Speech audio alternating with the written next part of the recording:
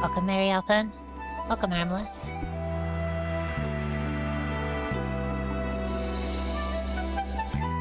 That's right. I'm back in the mountains. I'm excited to be a dragon, too. I've been looking forward to this game for a while. It just seems like the right time to play it. Maybe because it's spring?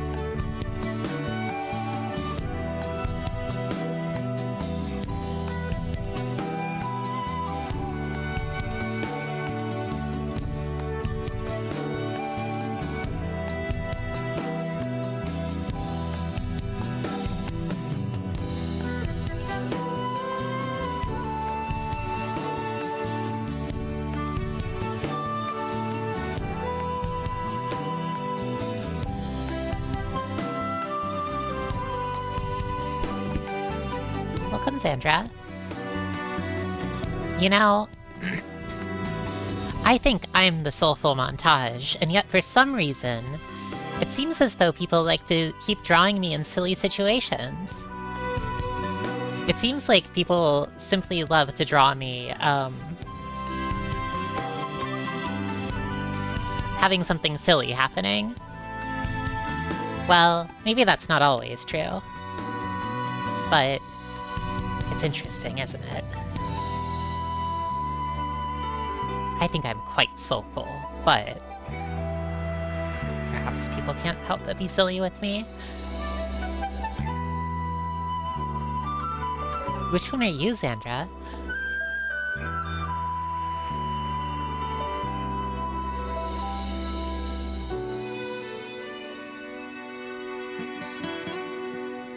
Oh, getting put in situations is definitely soulful. I'm just playing with you.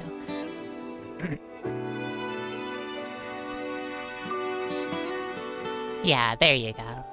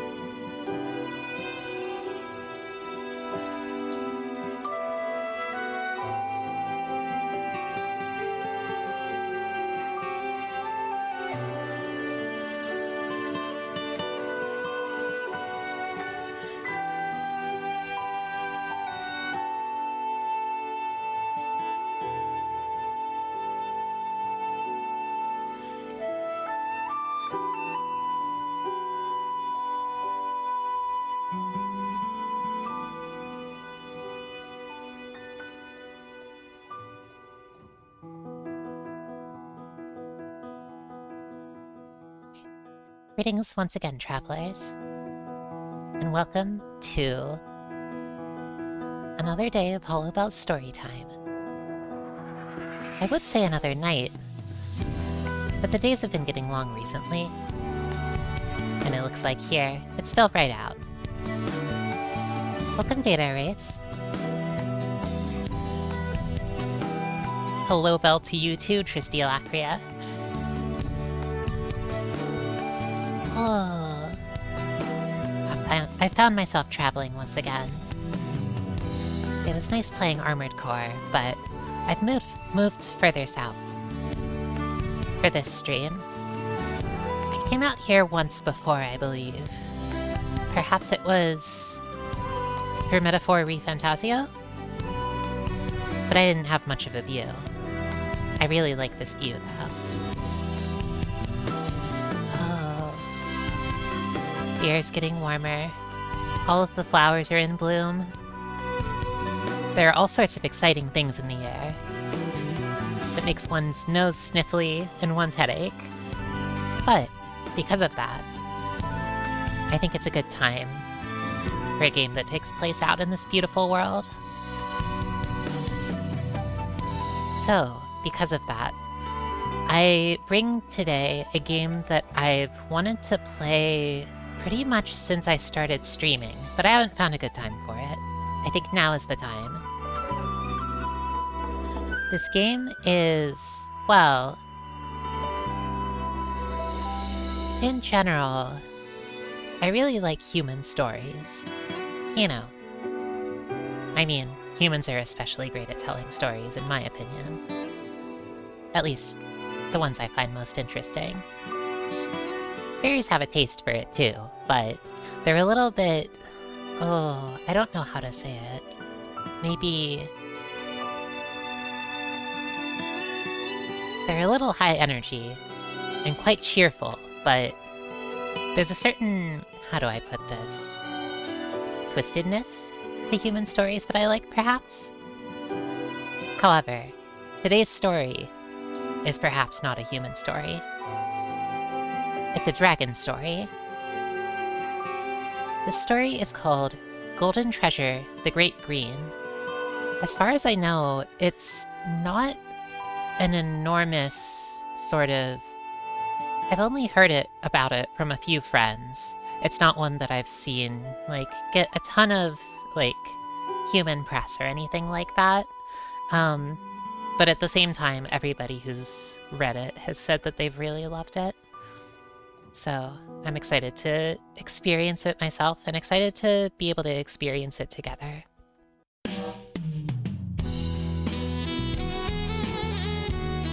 This story will take place through the birth and young life of a dragon, which, as I understand,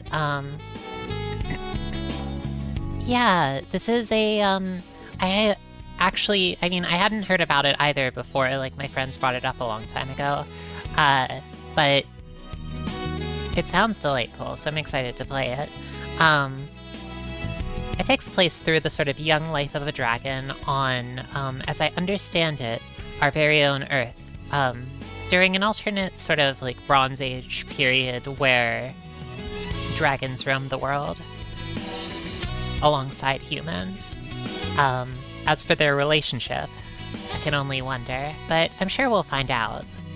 It is also a hand-painted story with, well, an enormous amount of art in it, as I understand. So, I'm very excited to see it. Without further ado, let's get started.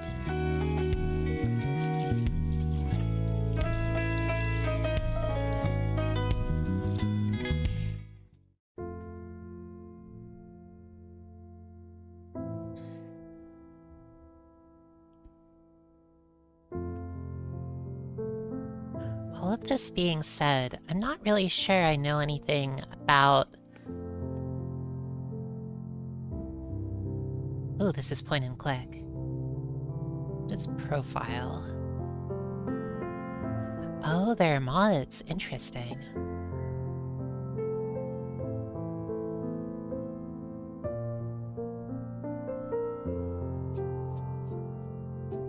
I like this dragon egg.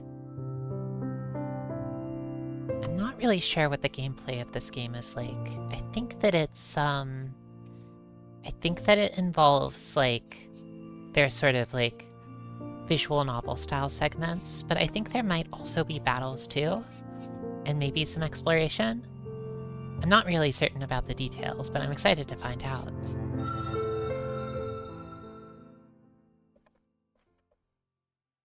Box without hinges, key or lid, yet golden treasure inside is hid. What is it?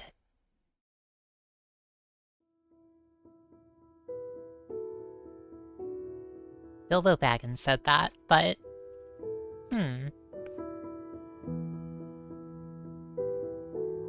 Maybe it's a heart.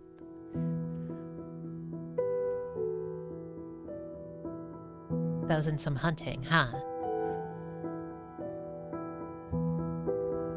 Well, I'm not really sure what the answer is, but maybe I'll think about it some other time. You were alone in the chamber.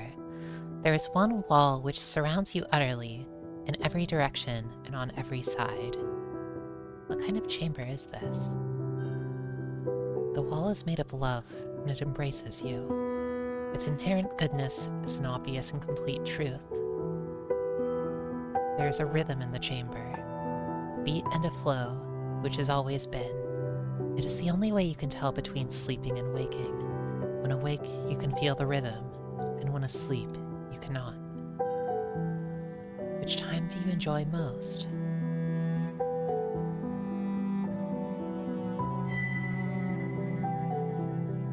I enjoy being awake. Even now in the beginning, you reach toward change, toward the future. The thrum of the rhythm provides everything to you, and will soon blossom into reality. You've gained a large amount of air mastery. Interesting. Then, after a time, you hear the voice. At first you did not know that there was a voice, only a strange sensation unfolding in your mind. A soothing warmth, pulses of orange color, and the comforting taste of brimstone on your tongue. Does this, like, hide the... Yeah, okay, so you can see the art. And yet you are alone here in the chamber. Could there be something outside?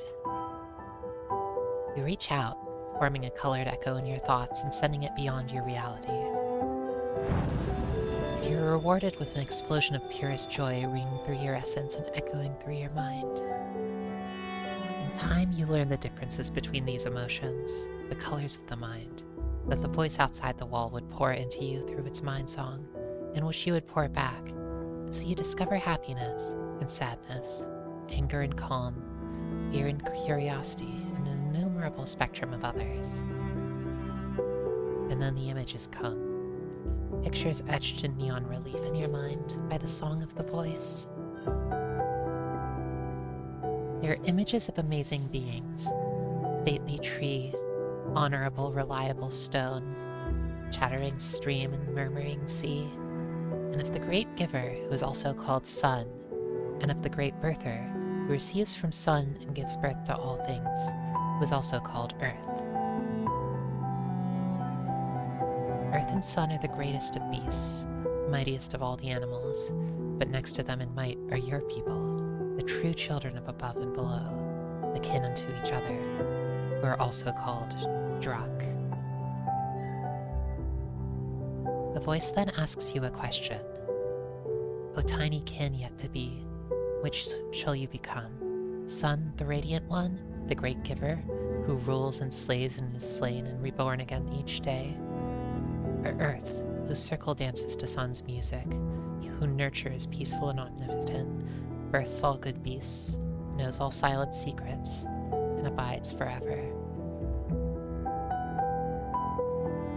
If I have to answer, well, for me is the knowing and the healing and the dance of the circle. I wish to be Earth. The voice responds by singing a vision and a feeling of cool, damp earth, pregnant with green life, into you. On this path lies a power, hidden but great. May you find a deeper peace amidst the violence of existence. You've gained a large amount of earth mastery. Alright, so these are like... there's some sort of elemental magic. or elemental affinity at least.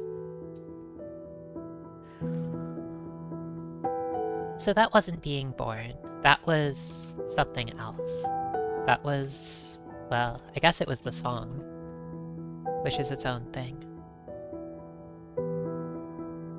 Humans and fairies don't get that. Perhaps this is something special for dragons. Time has little meaning in the chamber, marked only by the rhythm within you. The wall also seems to embrace you just a little more closely with each moment. The voice from outside leaves and returns again and again, continuing to instruct you, gently and at a slow pace, ensuring that you can receive its song and build yourself around it. It teaches you of the many good beasts, those of fur and scale and feather and fin. Some are swift like the hopping long-ear, and some are powerful like the horned grazers, but all are good and all have their own music. Most importantly, it teaches you the two great laws. First, that you are a destroyer. To live is good, and you may only preserve your life by tearing away the life of others. You must destroy. Find that which calls to you and destroy it, and take it into yourself, and grow mighty. If you fail to destroy, you will waste away, and be yourself destroyed, and all your music will become silence. Second, that you are a creator. All creators are one of two kinds: givers who give of their essence during the dance of creation, or birthers who receive the essence and weave new life from it, bringing it forth in the fullness of time. When you have grown great, you must seek out another who is also great, and of opposite nature, and through the dance of creation become a source of the future. If you fail in this, the destiny of the children of heaven and earth will waste away, and where there might have been the echo of their music in the time beyond yourself, there will be only silence. So it is, was, and shall be. That sounds like a pain, though. There's a brief silence during which you sense that there is space enough for one question. What do you do?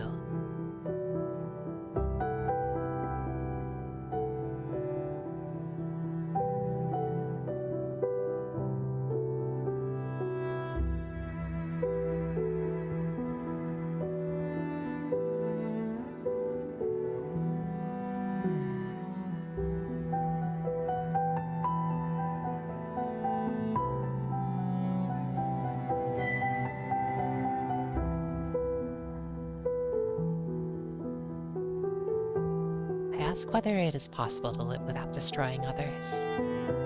Be not crippled by fear, nor by shallow sympathy. There is no other way to exist. All of the uncountable beings in the one song are destroyers, great and small. Such has been commanded to all by the beast of time and space, which is also called reality, and so you must accept it with joy. But you shall choose just what you will become a destroyer of, and what you will not, and in that choice lies the power to bring change.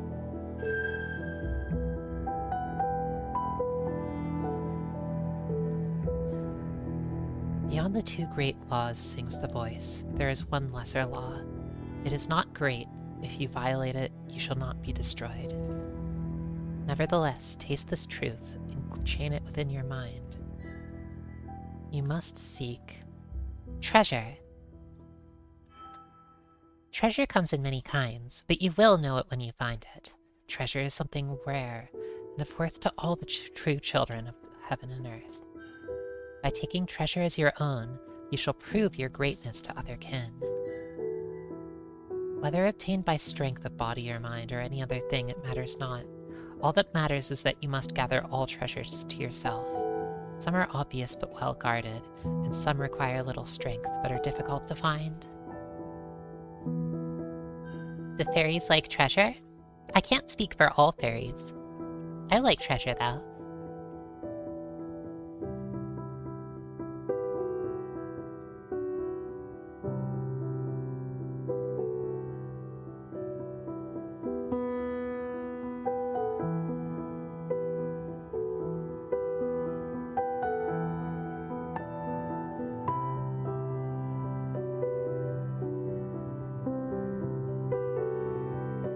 Will you give me a treasure, great voice?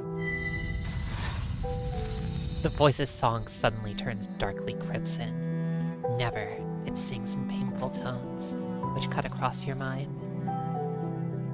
Learn this, you will be given nothing. All things you must take with your own being. No kin will give to another without a price being paid. In this there is truth and honor, and the growth of strength through untold eons of hardening and happy strife.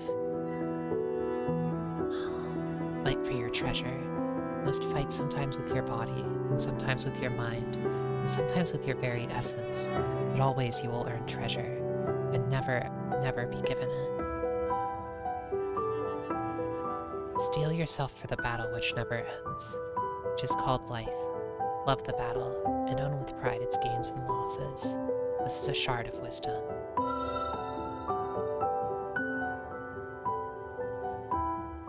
Welcome, Zeno. Thanks for stopping by. We're inside an egg right now. The voice's song grows softer. Now I leave you, my kin, my creation. You may never hear my song again, nor I yours.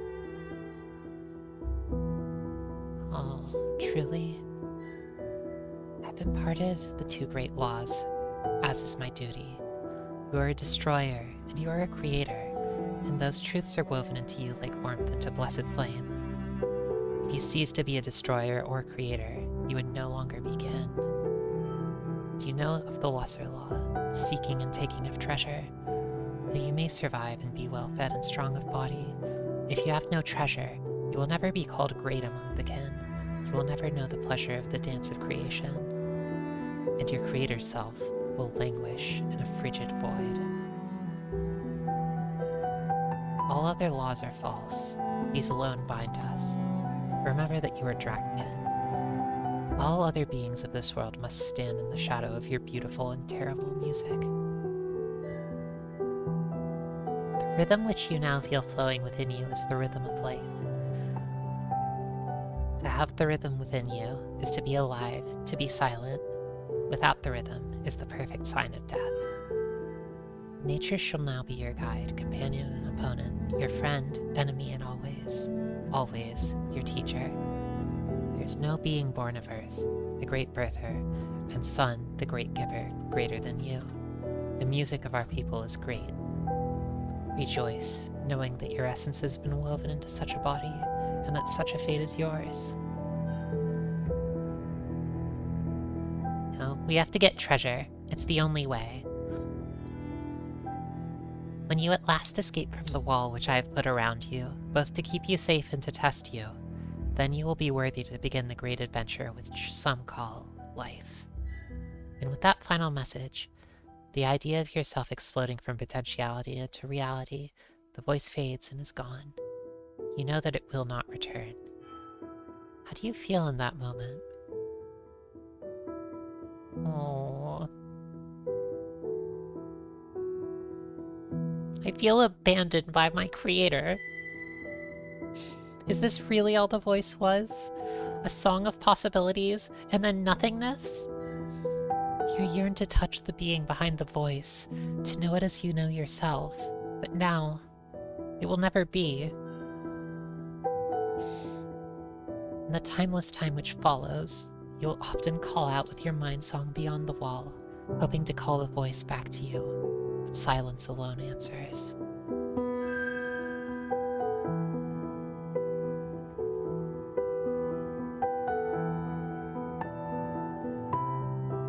I don't like this. I want to be one with the universe again.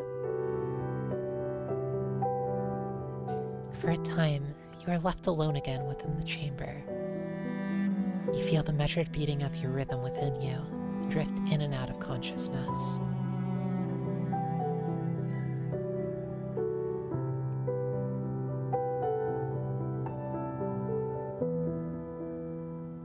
The wall seems to have gotten smaller, hugging you tightly indeed.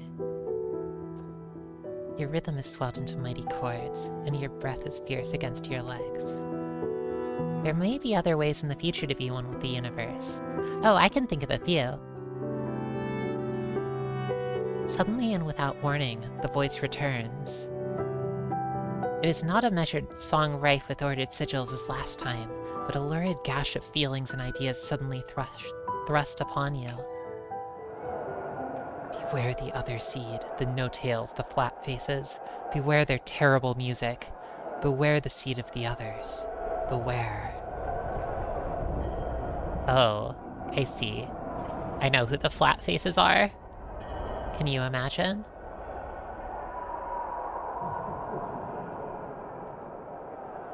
I like this, I like this human glyph here. At least I figure. Unless this looks like a person's face, but maybe this is like a modification of the dragon glyph.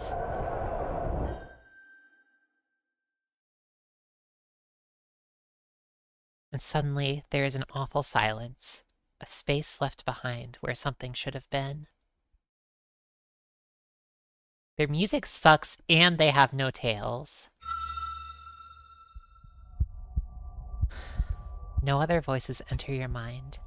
A few times you think you may have been receiving a song, but it always proves to be simply yourself echoing tiny hopes, fears, and dreams. Meanwhile, the wall which is made of love and which has always, always embraced you, is squeezing you very tightly.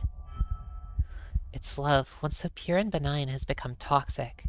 You are pressed so mercilessly you can barely breathe, and to make matters worse, you feel a horrible emptiness, a draining within your core. You must do something. Maybe if I don't do anything, it'll go away.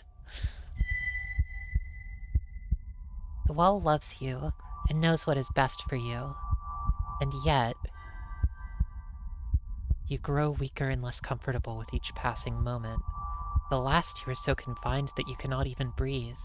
The wall is going to love you into destruction.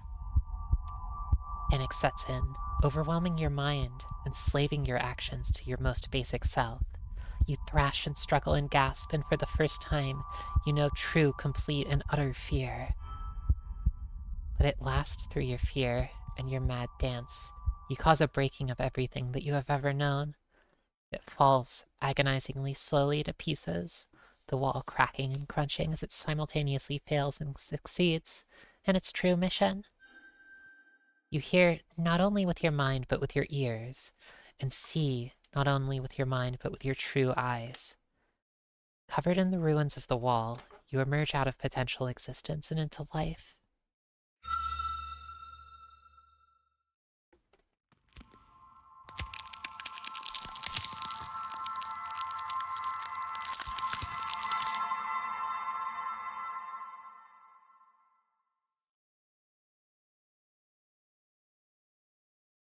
We did it! We were born!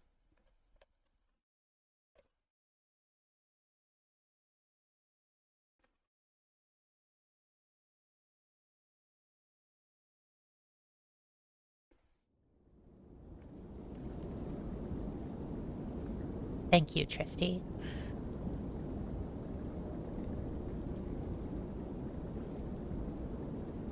You're somewhere inside the body of Earth, the great birther. Her semi-soft flesh is veined here and there with the grasping roots of trees, or blockaded by stones who stare blindly at you. The air here tastes of comfort and slumber, and your own body feels as though it is in good condition. I love this. I love this UI. This is very, very cute.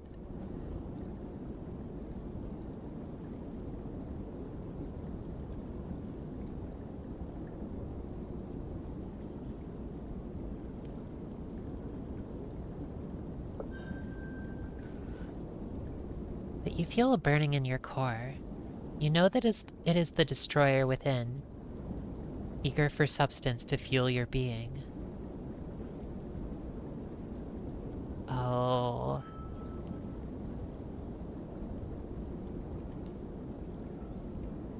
Monster Loves You, a narrative game that also starts with being born. Interesting. That sounds nice. Feels hand-rolled 90s website? Yeah, definitely. I was looking at some old websites the other day. Not like 90s old, but like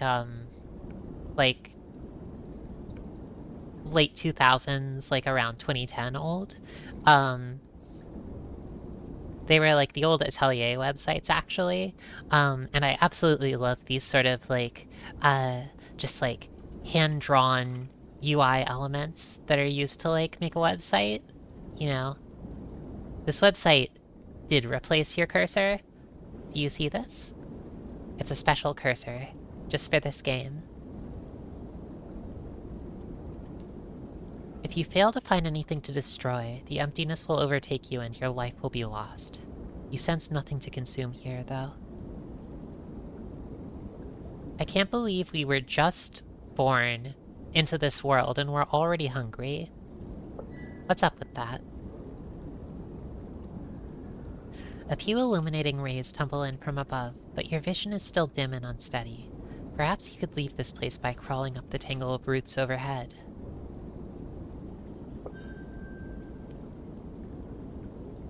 Whether you consider a task which your will alone cannot conquer, you will get a sense of whether you will succeed or fail based on your elemental attributes. Climbing up the roots would require a certain amount of fluidity and flexibility, which are the domain of the water element. Okay. So water is flexibility. I see, so these little orbs up here are representative of your elements. Red indicates that you cannot succeed, green indicates you're feeling that you certainly can, and yellow is somewhere in between. As you make choices, your health and energy may be affected as well. I wonder what,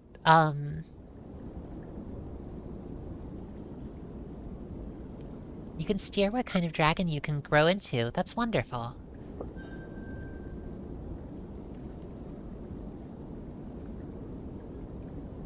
So, when these are hovered over,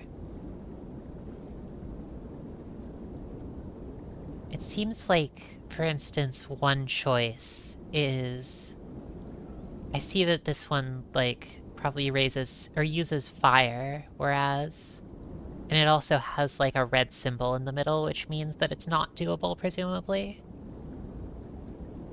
And then if you want to climb the roots, that's yellow, which means it is possible. This one doesn't seem to use anything. I have a feeling that digging downward probably won't help. Alright, let's examine what's left of the wall. It looks really beautiful, doesn't it? The chamber of your creation seems so small now. Moments ago, it was your entire reality. Perhaps there is another reality beyond this one you now see, into which you will one day hatch. Have you any further business with the wall? It does not smell attractive. It's probably good to eat, right? We're hungry, so... Maybe if you dig downward, you can go back to the egg and be comforted once more? Where's that option? I want that option. Oh, we're eating our egg. The wall crunches and crackles pleasantly in your mouth as you consume it, but it lashes your throat as it is drawn down to your core, causing you to cry out in discomfort. It also does not seem to do anything for your hunger.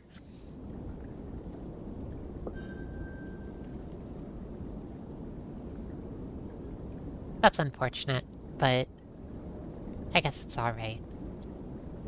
Something I'm wondering is there any sort of... There's something at the bottom. Is this like a health meter, maybe? I can't really tell. Okay, so this little gem is... This handles the visuals. There's sort of options.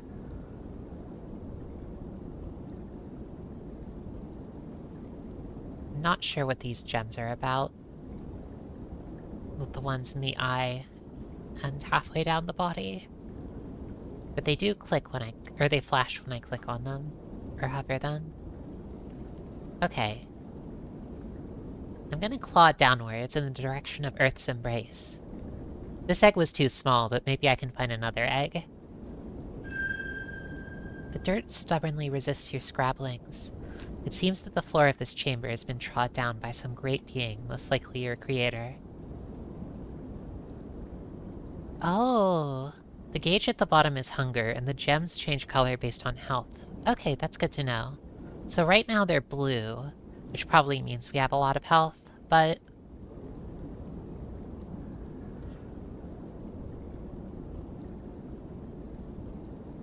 You eventually give up, feeling slightly more empty than before for your efforts.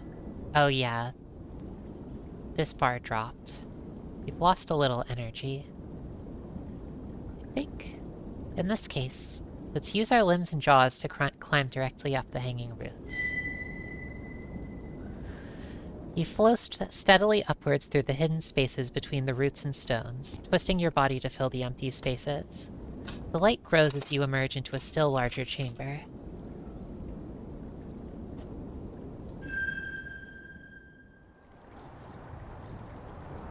Wow, beautiful!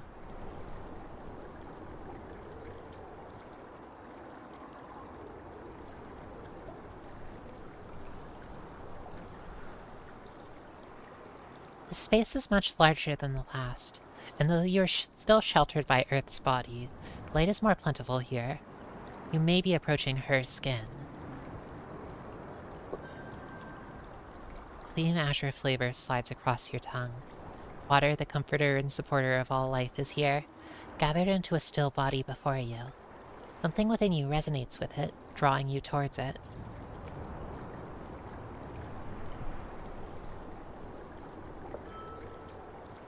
What is your will?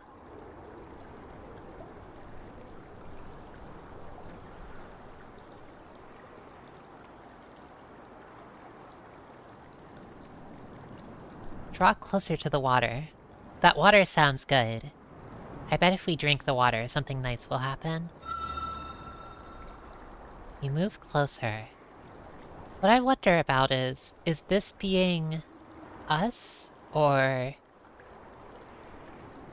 I figure that this is us, or else, we would see some text about, oh wow, there's a funny, a most beautiful and majestic being here with us. Oh, what a cutie! What a beautiful, blessed being. This is definitely one of the most majestic and fearsome beasts that's ever lived. Your body, sculpted and painted by time and space, is almost beyond description. Your armor shines subtly with Earth's rich hues, like the promise of precious things buried deep. This game was written by a dragon. Your feathers, each one dyed with more colors than you know the names of, long for the touch of air, and you are crowned with plumes so that all other good beasts may know your sovereignty. Your long neck, graceful limbs, and supple tail transform every motion into a weaving cascade of flowing movement. Seeing your true form for the first time, you feel... I feel at peace. Deep in your mind, you knew the truth of what you were, even when you were in the chamber. Yes, this is reality. This is the body into which your essence has been woven. These are the limbs with which you will walk the paths of this life, the teeth and claws with which you will mete out the judgment of destruction upon other beings. This is the fruit of your creators, and this is the body whose legacy may be bequeathed to others, if you survive long enough and are found worthy. This is yourself. You are content. We're leveling up Earth a lot. Alright, let's drink the water. You lower your mouth to the body of water, and use your tongue to take some of it into you. It flows pleasantly down, tickling to your core, relieving you a little of the emptiness within and soothing your essence. There we go.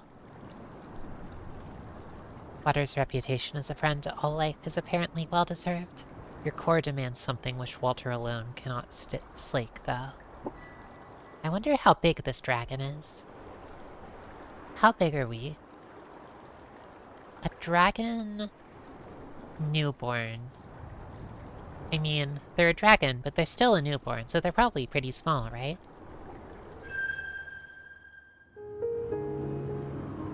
Oh!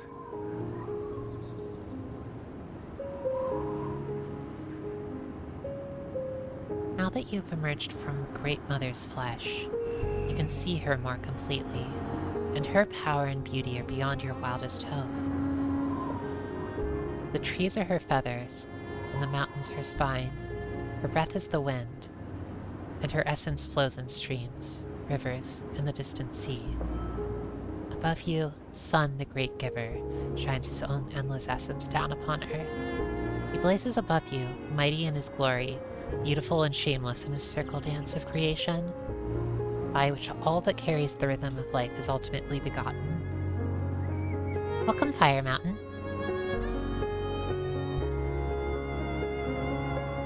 We're a dragon right now. We were just born into this world, and we learned about, hunger and thirst and the feeling of parental abandonment. But unfortunately, we couldn't go back into the egg, so we have to partake in this thing called life now, which I guess we'll probably figure out how to do as we do it. This is a dragon game. The air between them is sweet with life and light, the fruits of their union. The wind blows, teasing your wings. A wild desire to tread the air, to rise above, fills you.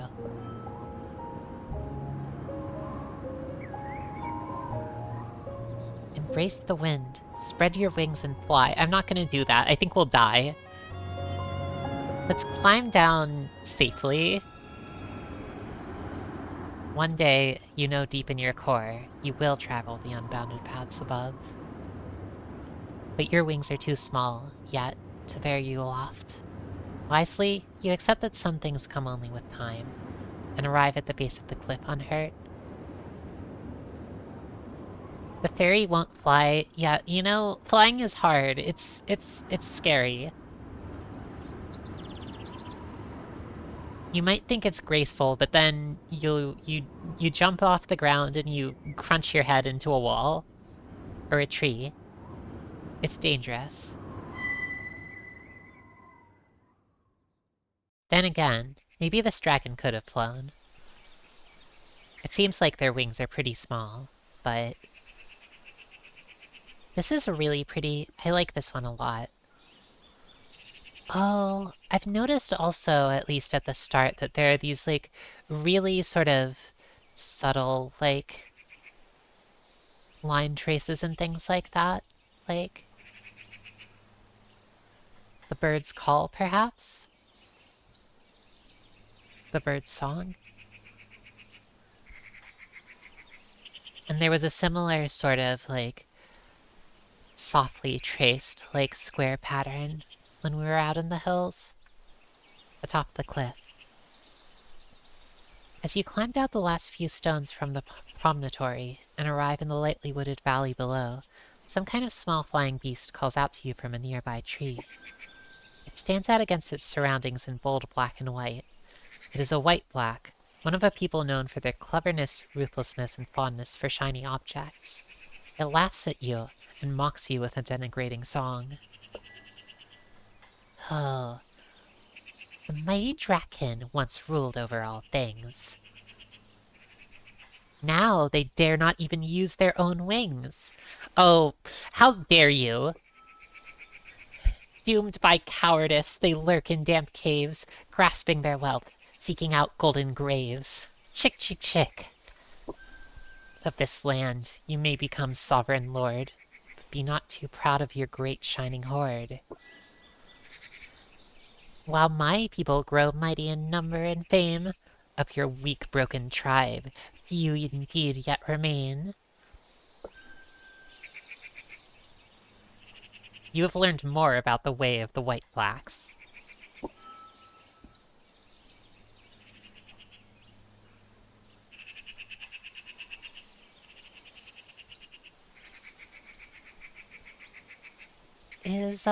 So I guess blue is water. Oh, this looks like, Earth is probably green. I guess that makes sense.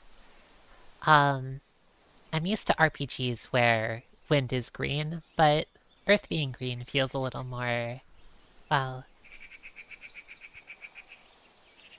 it's what tends to be green, right? The wind is colorless.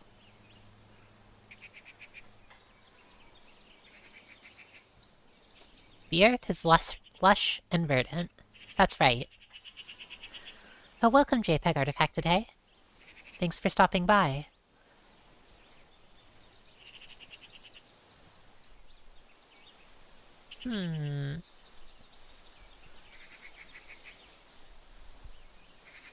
Let's reply with a mockery song of our own. What are we going to say? You attempt to reply, but your mastery of the mind song of the kin is still lacking. The images and concepts which you project into the White Black's consciousness are half-formed and lacking in substance. And after a short time it interrupts you. We were just born, so we don't know how to communicate. So artless are you, so fresh from the shell, that even such things you cannot do well. I would shame myself if my skills I employ upon one the no-tails shall destroy. Soon shall destroy.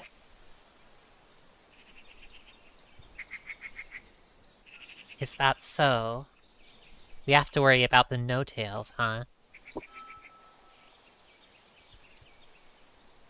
Shame gnaws at you as it wings away, but you have learned the value of skill and song, and your bond with the air is strengthened. Oh, welcome, Marie. Welcome, Silver Changeling. Thanks for stopping by. We are a dragon who was born not yesterday, but today, and we just got absolutely destroyed by this magpie.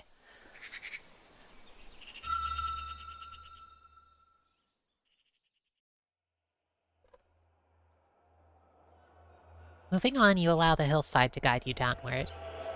You've been following the path of a swift-running river for some time when you were struck by a powerful scent.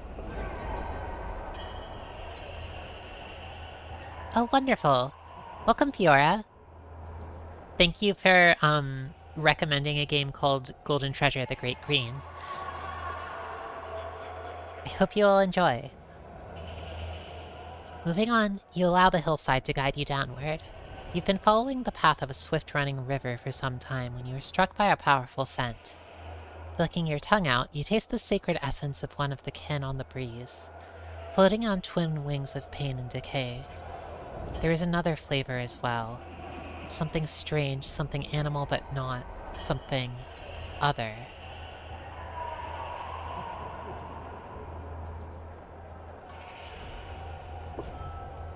You shudder, your feathers raising upward involuntarily.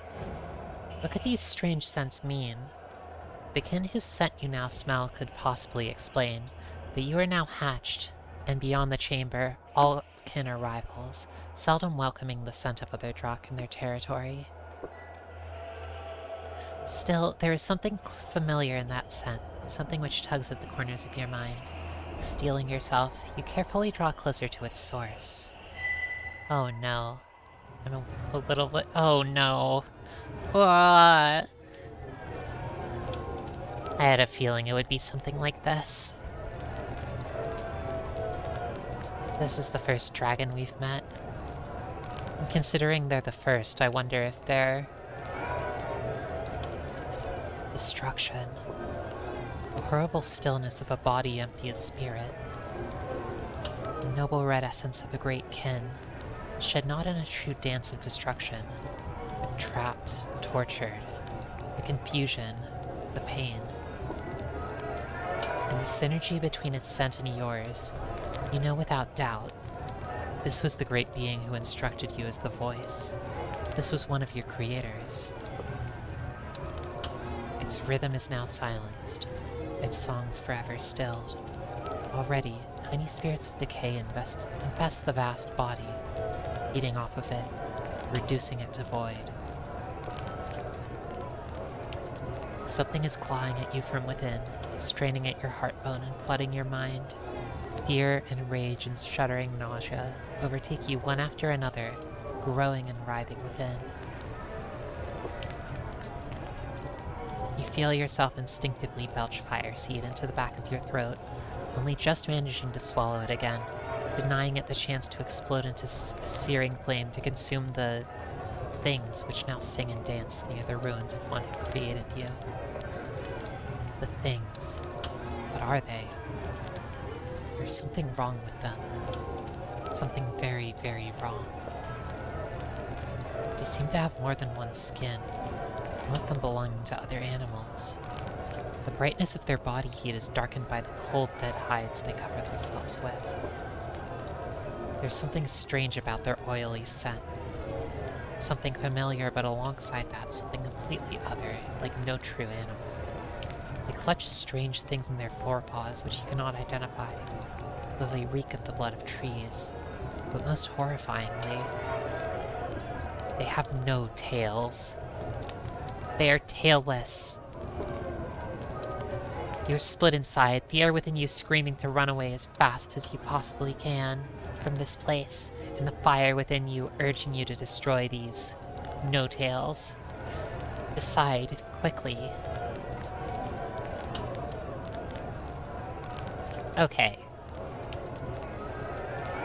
I think we're gonna destroy the humans, but let's do so cautiously. You flatten your body to the ground and creep forward. This is the empty shell of one of the kin, its rhythm stilled. The great body constructed over hundreds of turnings of the seasons, and nourished by the destruction of thousands of lesser beings, lies quiet, destroyed within just a few moments. Why would they not have tails? That's a good question. Sounds like a skill issue?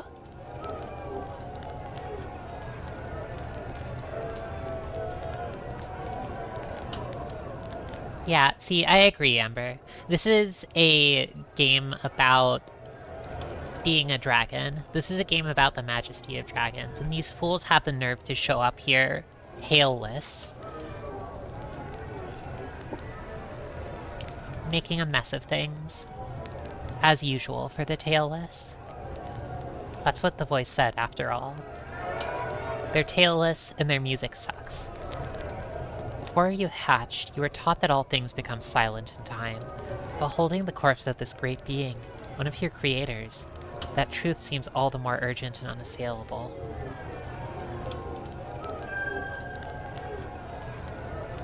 Okay, so there is another option. If we had more affinity with the water element, or special knowledge of what lies hidden here. The no-tails are a threat to you. Destroy them. Summoning your fiery breath, you let out a song of defiance and charge towards the stilted monsters. Surely their short, dull claws and teeth will be no match for your weapons. Yeah. Something arcs through the air with a vague hiss and strikes you in the breast. A stone fang attached to a small piece of tree flesh is stuck within you, just below your heartbone. Your body is singing your crimson hymn, lancing through your veins as your dark scarlet essence seeps out, falling away.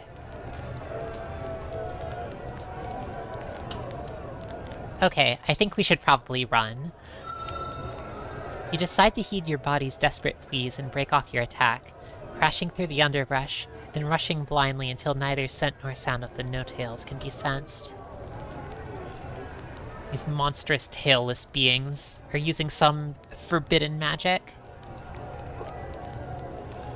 They seem to possess some kind of terrible magic, which allows them to cause harm even from far away. That's depraved.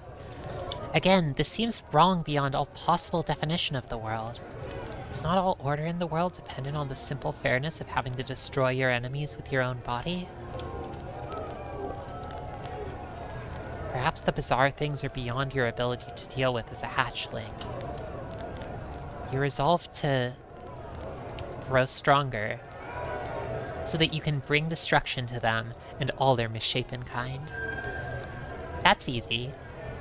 You allow the hatred to become a searing promise within your core. One day you shall grow great enough to defeat their otherworldly magic. Then you will finally be able to put this terrible fear which gnaws in your mind to rest. Oh yeah, okay, so here's why human magic, that's disgusting. That's filthy, that's wretched. They shouldn't be able to attack you from far away. That's like depraved and against the laws of nature. However, Fireball is different. Fireball is legit.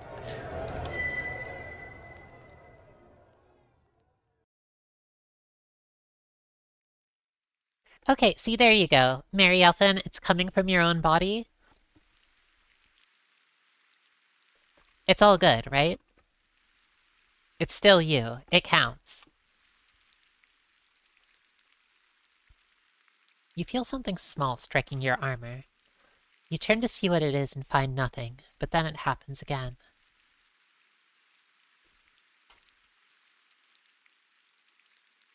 Int builds are okay, but Dex absolutely is not.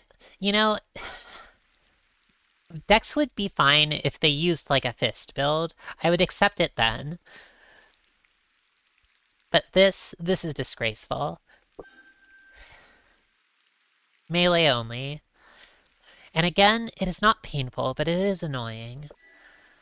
Eventually you realize that this must be rain, the sacred water of the sky, which sometimes falls to bless the Great Mother, of which you were told while still in the chamber. Soon rain is falling everywhere, tumbling and vaulting off of leaves and sliding merrily down the grass. It makes it hard to tell and smell and taste the air, and perturbs you as it splatters against your armor. You find shelter in what used to be the den of a family of fur beasts. Oh, a fur beast. That sounds nice. Their scent lingers only on the edge of your consciousness, and they must have been gone for many suns or even moons.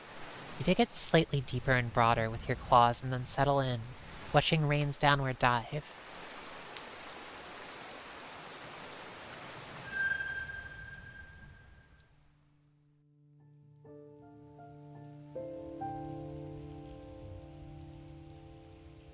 Local magic archer looks around really nervously. Maybe instead of archery, you should use your fists and claws instead. Or even your tail. I think your tail is the best option. Yes, this should suffice for now. Surely grander lairs await you in the future, but you feel comfortable and safe in Earth's body. At last, you have a moment to think. You pause, considering your situation. So what is this? Interesting. Is this like a status menu, I guess? A moment of reflection will make your current feelings and thoughts clear. Awareness of one's own state of being is key to survival in this harsh and beautiful world. Let's see what it says. No trace of the no-tails can be smelled near your den. Explore the valley, find treasures, and seek the entrance to the Great Green. Your body is in fine condition.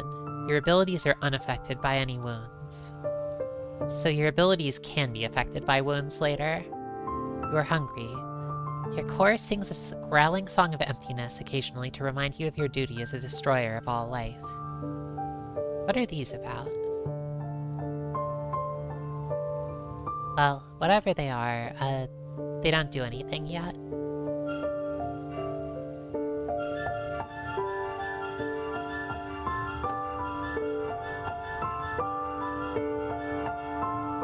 That's nice.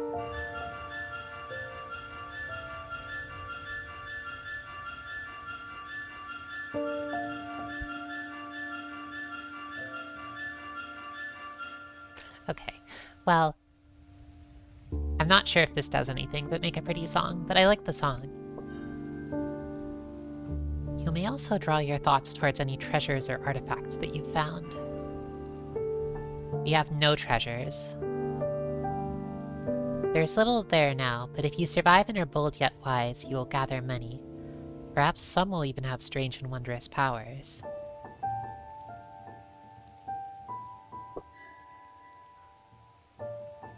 Here you can recall the many denizens of the Great Green you'll meet. Oh, these are awesome. I love these. The way of these good beasts is not known to you. Hunt and observe them to learn their secrets. This little stinker. I wonder if they would bully us too.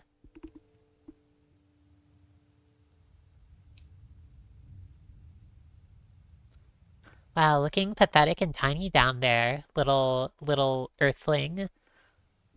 It's a shame you can't crawl up trees like me. I have some nuts here, but I won't give them to you.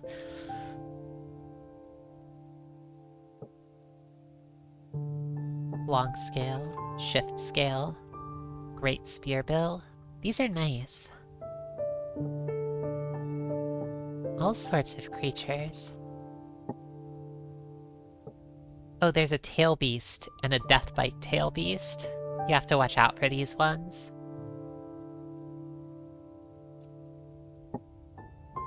What squirrel hurt you, Hollowbel? I don't want to talk about it, okay?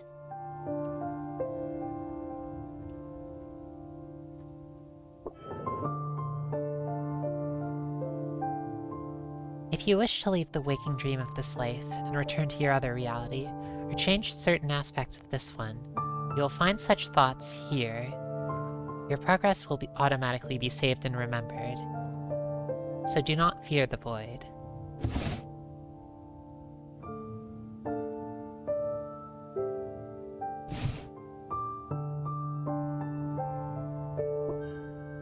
Your relationship with the Great Four, the elements which make up reality, will be your key to survival. At any time, you may draw your thoughts toward the elements to more clearly comprehend their gifts. You know, I like how this describes it as leaving the waking dream of this life and returning to your other reality. That's nice. That's a nice way of framing it. For now, though, I think it's nice to exist in this reality. The reality of dragons. Each element bears a sigil which will grow and change as you gather more of the infinite truths of the world to yourself, and each governs a different aspect of your abilities. That's nice. So I guess that these glyphs will change then?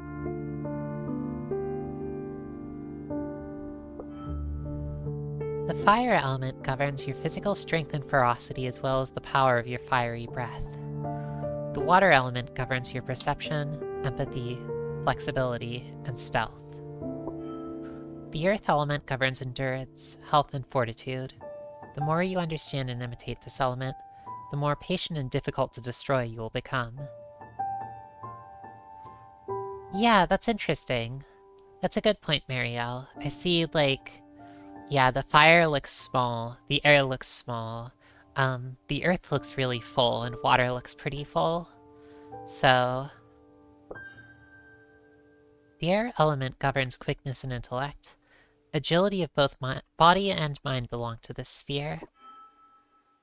As you grow in understanding and experience, your degree of enlightenment within the four elements will increase. It sounds like they're all important, but especially, like, it's probably important to be at least a little familiar with the earth. And it's probably worthwhile, if you get into a sticky situation, to have some of the fire. I imagine that things like, empathy and intellect could be useful in their own ways, but each degree brings gifts. By recalling each specific element, you can remember which gifts you've earned and what temporary factors, such as injuries, may be affecting it.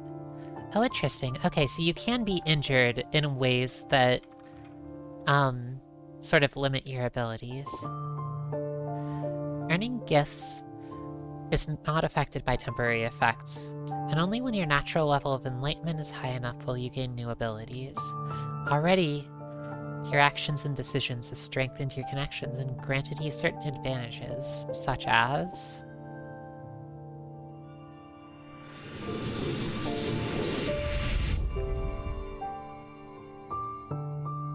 Power Strike, a physical attack which deals heavy damage if you win the elemental something something. Glowing Strike. Okay, so water beats fire.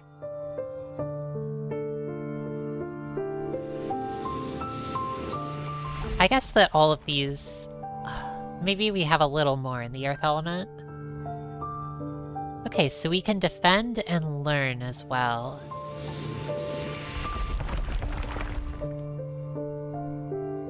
Oh, we can dig.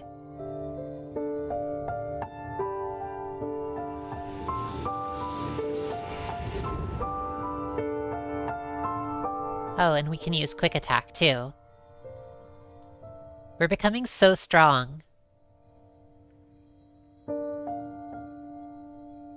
There are many ways to increase these masteries, such as learning secrets, observing nature, and imitating the qualities of the elements.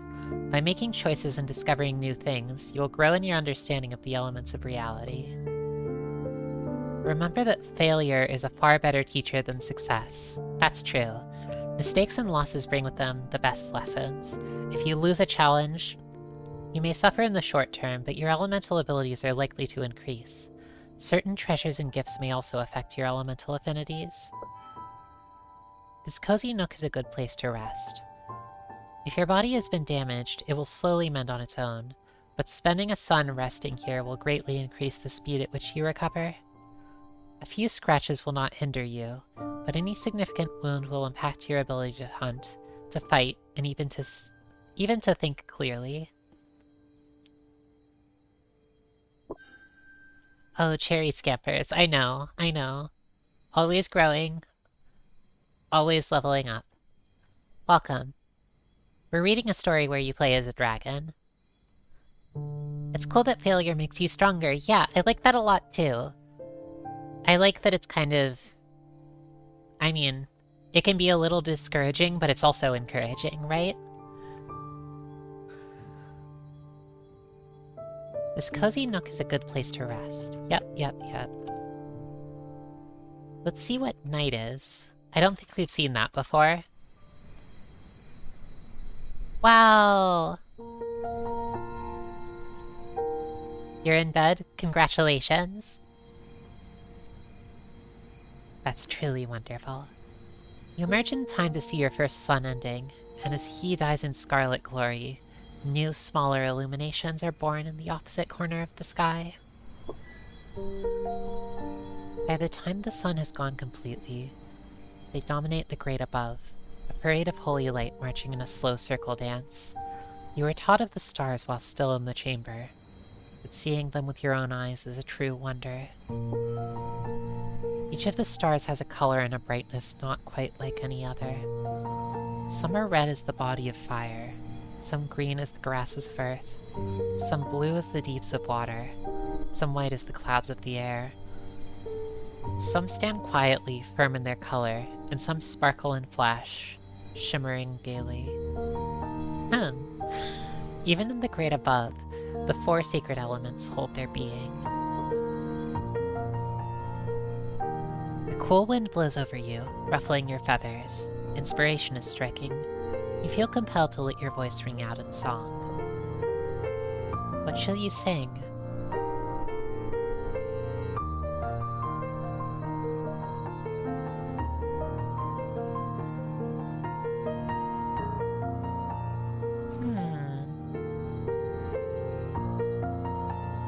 I'm going to sing a song of fire, because I still feel really afraid of the humans.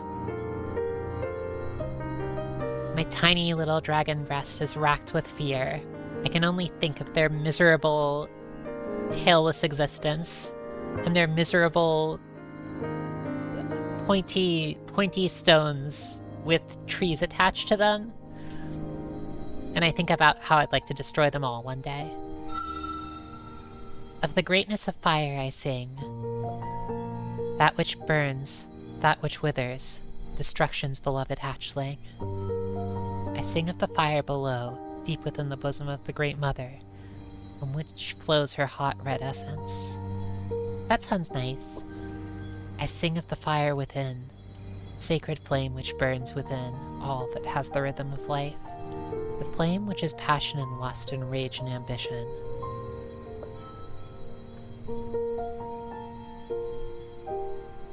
Welcome, St. Kupo.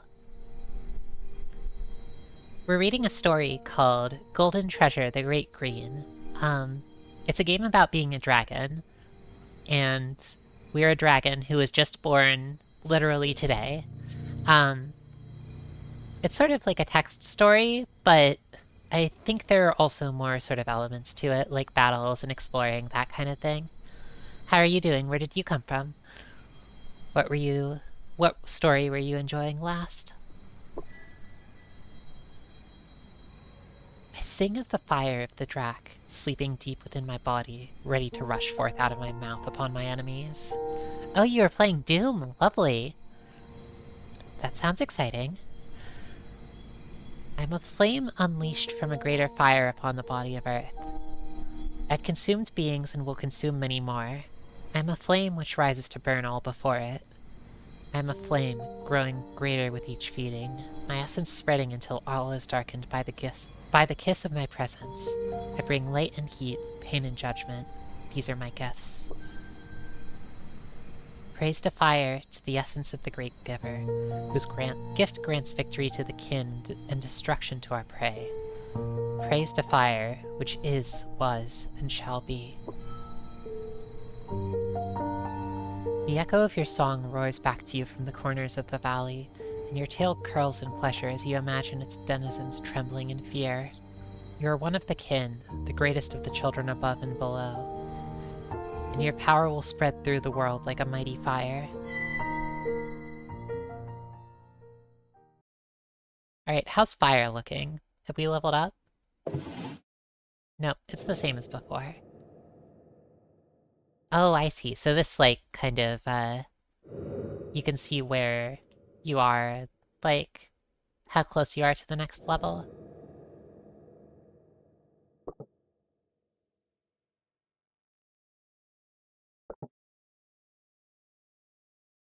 Oh, the Dance of Destruction is what a battle is called. That's really nice.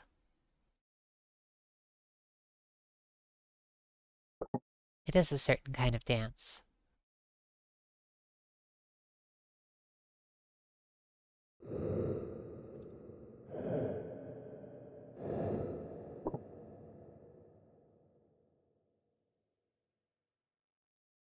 Hmm.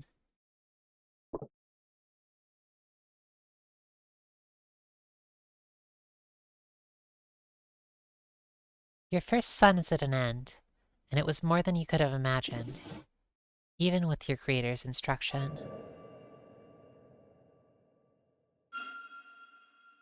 Oh, I see. This card seems to be, in part 1, embrace the wind before you are ready?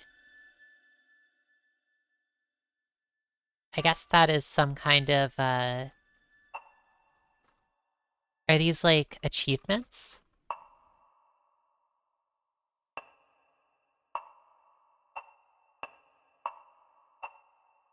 Yeah, I think if we had tried to fly, then we would have, maybe instead of dying, we would have got a funny tarot card.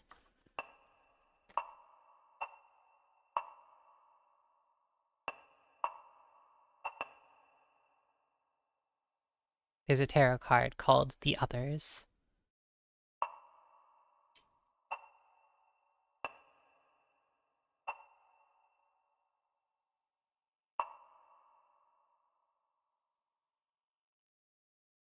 That's interesting.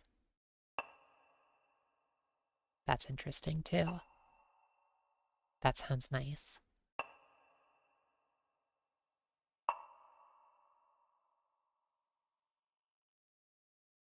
Well, I'll be excited to find out what these are all about.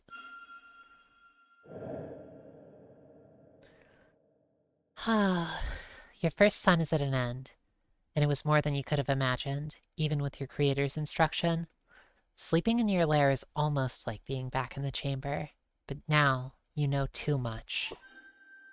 Your mind wanders from thought to thought, seeking to guide itself. Your hopes and fears toss you back and forth, scraping you uncomfortably between what was and what might have been. You see your creator lying silent before the no-tails, their chattering, screeching voices barking something incomprehensible as the red kin essence spreads along the ground. I really, really like these sort of, both the, I guess the use of, the abstract, line symbols and everything, both sort of in their own scenes like this for, imaginings, but also, seeing them in the other scenes kind of overlaid on the world to represent, or to, handle sort of, concepts and more abstract things happening in, real space, too. It's really cool. You see your creator lying silent before the no-tails, their chattering, screeching voices barking something incomprehensible as the red kin essence spreads along the ground. The white-black mocks you as you look on.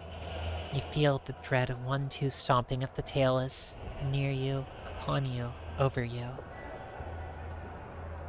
You slide underneath the mountains to hide from them, but there are tailless everywhere, smaller and stone-skinned underground, tall and willowy in the woods, coarse and shouting in the flatlands. It is not your precious essence they seek to shed, however. They are roaring for the flesh of something else, something older and more powerful than even a great kin. You wake briefly, and your second sleep is far less troubled.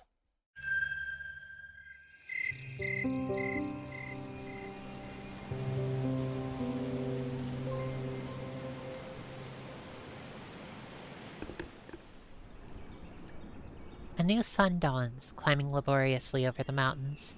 Today you must emerge and seek your destiny. As you do, you may encounter many new things.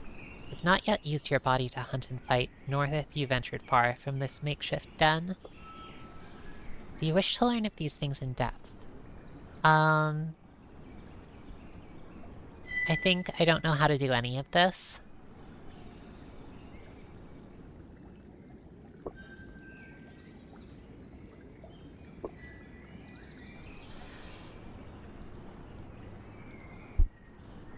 I'm hungry, so I wish to learn to hunt.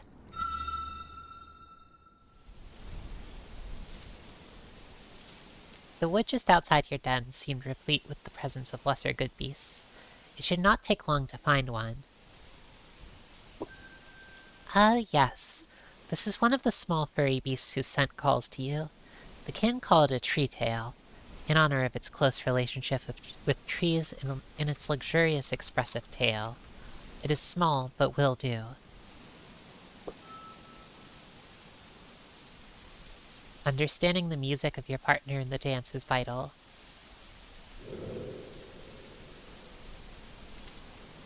Any good beast such as you can easily sense how much fire there is in the essence of another. Okay, so fire is might and danger. Squirrels can't do this. Tree tails. Water is how keen their senses are. Earth is health and resilience, as well as will. So,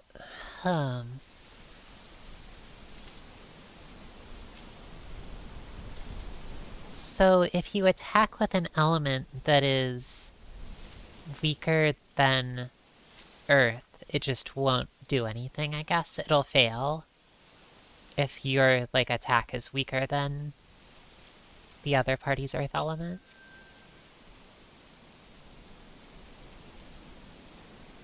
I see. And then air is how nimble they are. Maybe.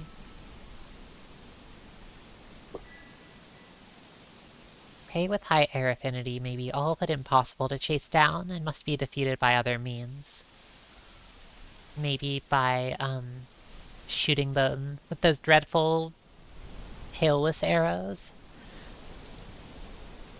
Although you can sense roughly how attuned to each element a being may be and where their strengths lie, only by testing your abilities directly against them can you be sure of their skills. Be aware that many beings possess special abilities which allow them to survive upon Earth.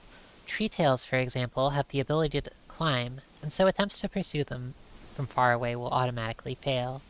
They will be able to reach a tree and scurry to safety.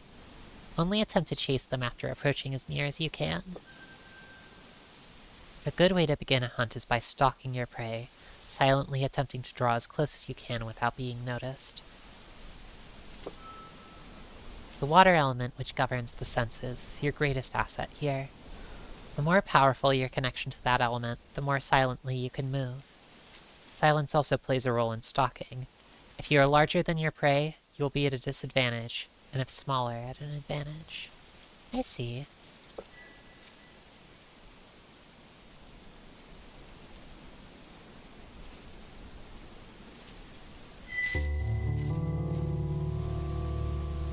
There it is, the little stinker. You are now much closer, close enough to smell its fur, its personal scent, even its nut-tinged breath.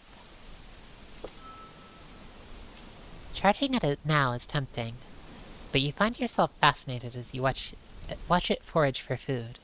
It moves in a particular way, not quite like that of any other good beast, and in observing it, you may learn something. I saw a little, something move over to the eye. Maybe that's...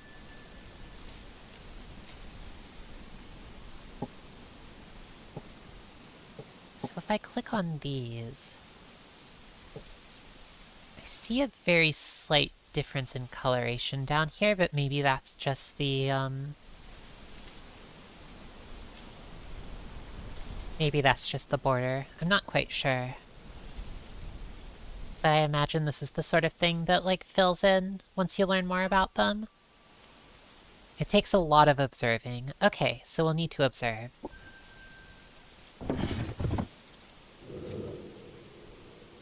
The loathsome nut eater. That's right.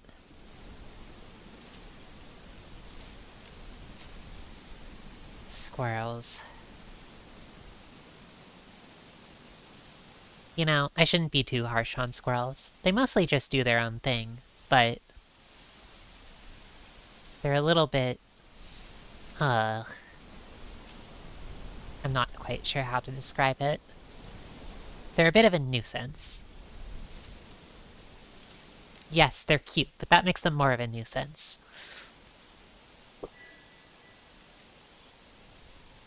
Well, we've sensed enough. We hunger for tender flesh and thirst for crimson essence.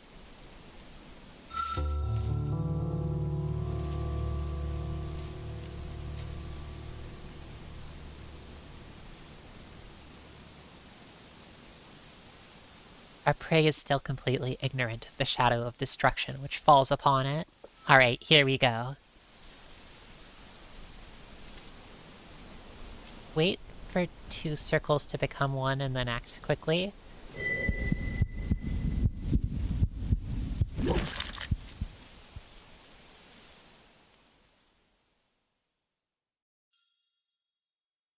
The hapless tree tail barely even has time to realize that you are there before you crunch its small bones in your jaws, tasting its perfect essence as you crush it several times and finally swallow it.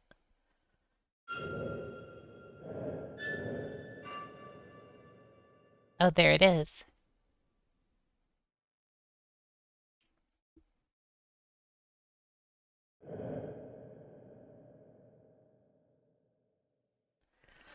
What happened between me and squirrels? Don't worry about it.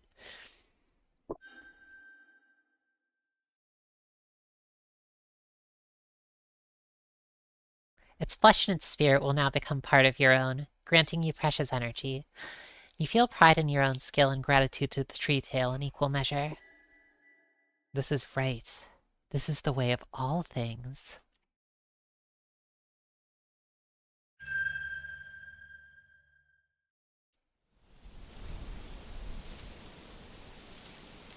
Ah, another one. Your core urges you on. You must have more if you are to grow great. The last one was old and weak, its senses dull. Not this one, however. Destroying it will be more of a challenge. A chase at this range against an animal which can climb trees is hopeless. Draw nearer, as before. You've managed to draw near, but although you remain hidden in the tall grass, your prey has heard rumor of your approach from a rather noisy twig you stepped on. It's now suspicious of you. We were too noisy. All is not lost, however. Perhaps if you remain still and observe.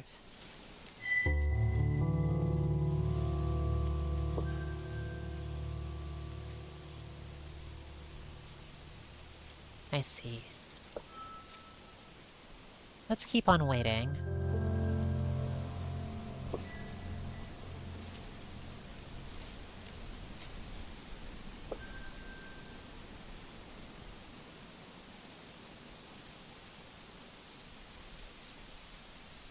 I see. So the longer you take to interact with another beast, the more likely they are to notice your scent and just run away. But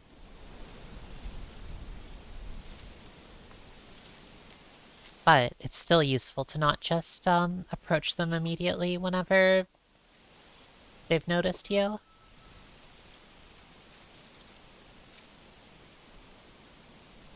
Alright, let's take the initiative. Alright, we're chasing. Oh my gosh, wow, what is this?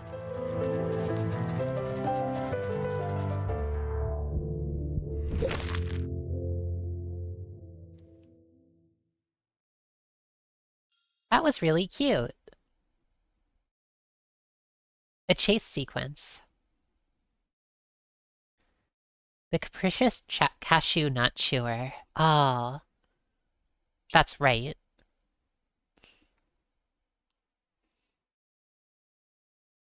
See, Marie, you understand. The thing about squirrels is they'll take nuts all over the place. They'll hoard them. They'll seize them from anywhere. It doesn't matter where in the forest you are. They will come and take your nuts. That's what I have against squirrels. It's okay if you take them back, though. As you feel the luscious body of yet another tree tail move slowly down your craw, the joy of pure, wholesome destruction again sinks in. Cherry Scamper says, I'm gonna take the cashews. Don't you dare. I looked hard for these. This is the dance of destruction, the fights for survival which all beings dance with each other, and it is good. It is as it should and must be.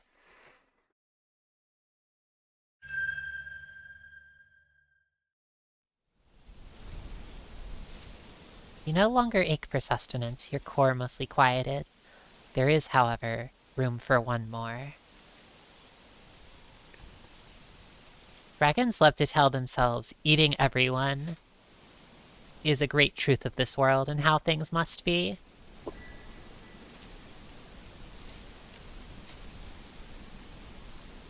You may hunt up to 3 times per sun in an abundant hunting ground. Okay, cool. Sun and earth have blessed you. You have discovered a wounded member of the delicious long-ear tribe. Alright, we're eating good tonight. Normally, you would have to stalk and pursue it, which is no mean feat, as long-ears have swift feet and keen senses. However, this one is sporting a broken leg. Oh, this poor thing.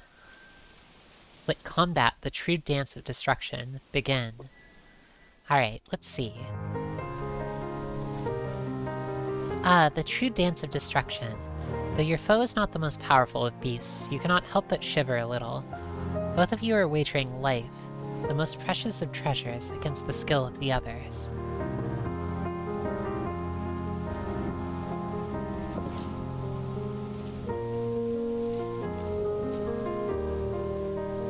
Oh, wow, pretty.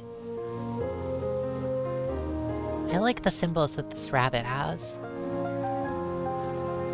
Can Bunny truly take the life of dragon? Well, their water level is high, so they might be able to. They might be able to get something out of that, or out of air, but at least as I understand it, these are more likely to be useful for, like, running away. All physical damage done is based on mastery of fire. I see. So it's fire and earth that guide combat, and I guess water and air are more associated with outside of combat?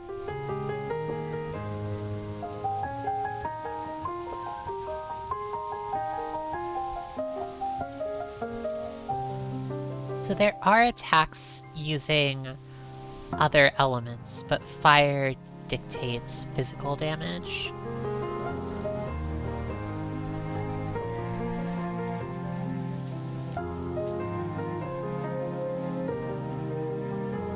Fire rules over air.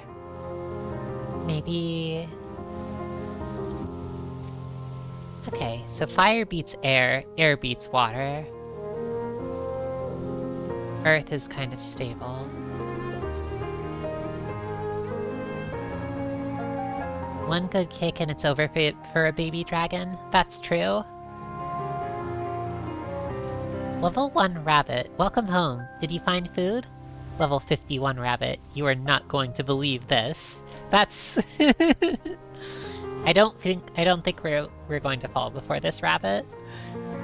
Maybe we will, though. That would be kind of funny.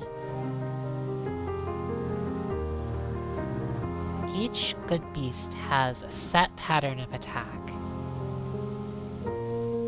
Interesting, so... It seems like other beasts sort of attack the same way each time. So I guess earth, then water, then air is something that all rabbits do.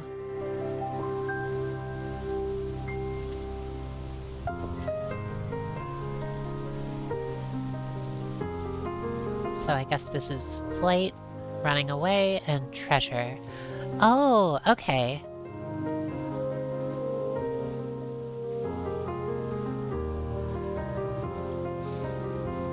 Thank you, Marie. I just noticed that...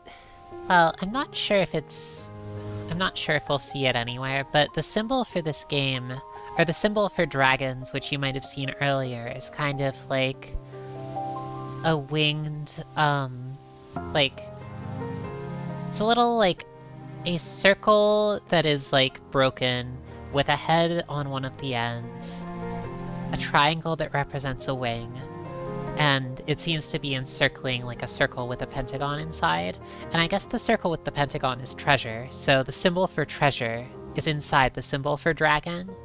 I think that's kinda nice.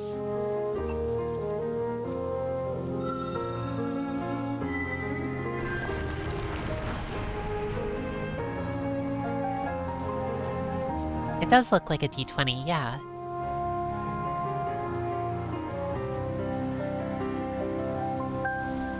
Alright, I wonder how we tell who is more hurt here.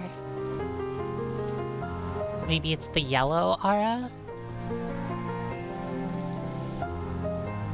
Okay, so the weaker you are, the more your non-earth abilities fall off.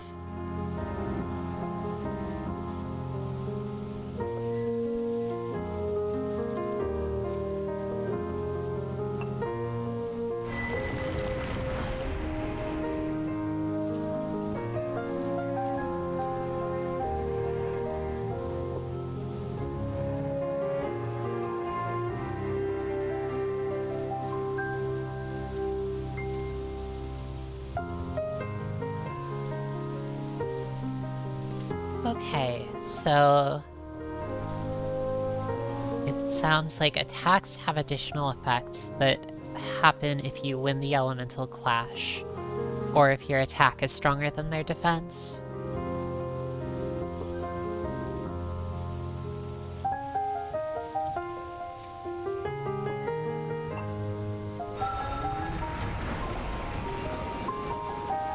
Oh...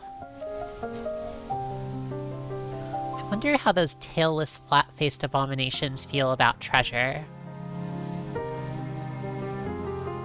Well... They have terrible music and bad opinions, so they probably hate treasure, don't they? As a dragon, this is what I think.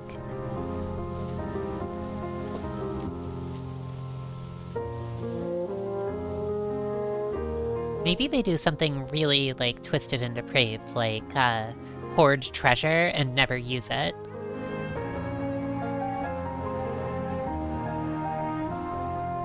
Alright, so...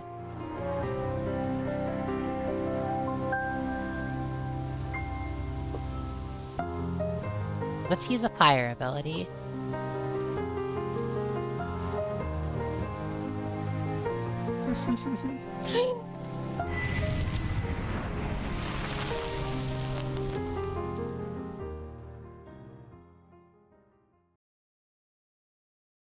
Baby dragon's first roast meat. Ah, delicious indeed. Future meals will rarely be so easy, however. Be sure to use stalking to observe and get close as you can. Pursue your prey swiftly, and fight wisely. Oh, these are... I see. So water is, observe and get close.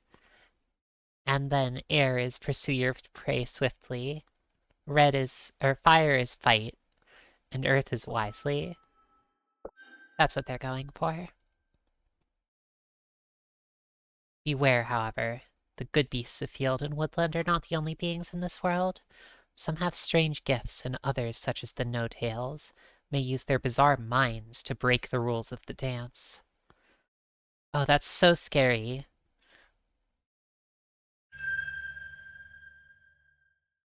A mind. Well, we know all about minds. They are bizarre. They take perfectly good treasures and trade them away for stacks of paper. That's horrible. Why would they do that?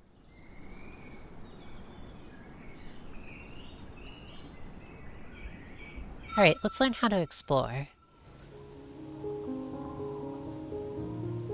The area you've already explored. I like how this one has a little symbol of a tail beast. The paper is just pulped tree! Why would you do that to a tree? That's horrible. A tree is a treasure. Why would you destroy it and... then give your treasures away for it? That's deranged.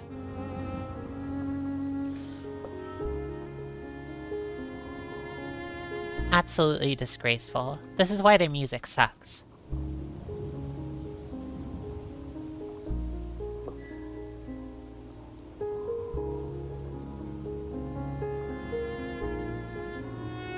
I see. So locations that you've passed through and are done with will be gray. They'll still stick around on the map.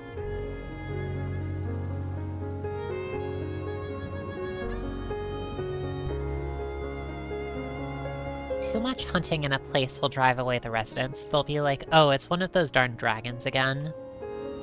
We can't stay here.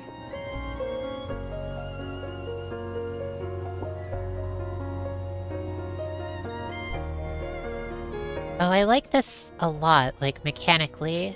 A wise predator hunts in diverse locations, allowing the good beasts to recover. Otherwise, the prey will leave and the valley may become a flesh-barren wasteland forever.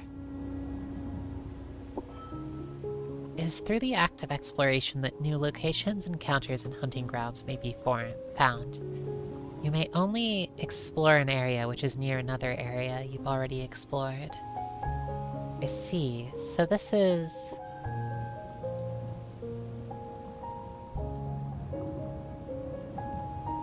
books, paintings, sheet music? Oh, that sounds awesome. But they trade those away for much less interesting paper? Ugh, fools.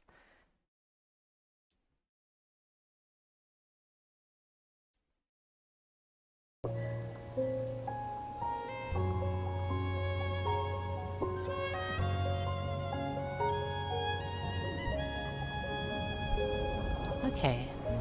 So it takes a whole day, but we can explore a new area and uncover it.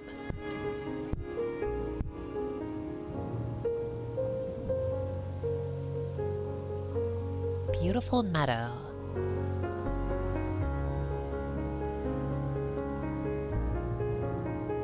Oh, it looks like... is this... an ear beast? Oh, is this... what is that? Is this a dragon? Or... I guess we can look in here and find this creature.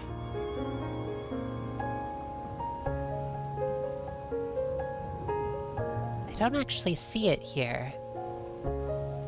So maybe this is something else. Whatever that is. An interesting scent. Treasures, special encounters, or unknown dangers.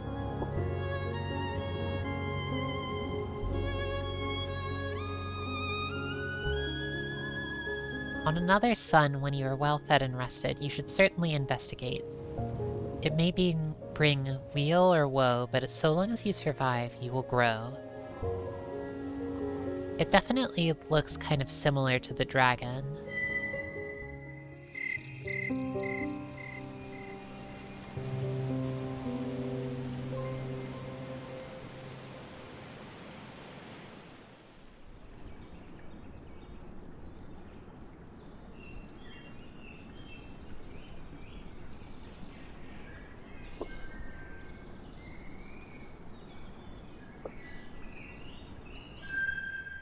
Alright. It's probably fine to just go out there and... I guess that we're just here. This is really beautiful. Kinda love it.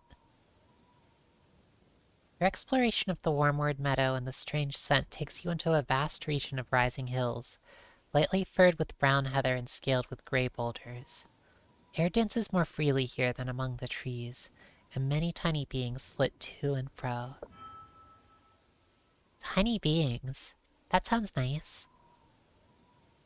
You've been exploring for less than half a sun when the chirping songs of the beings hidden in the grass suddenly stop and a massive shadow falls over you.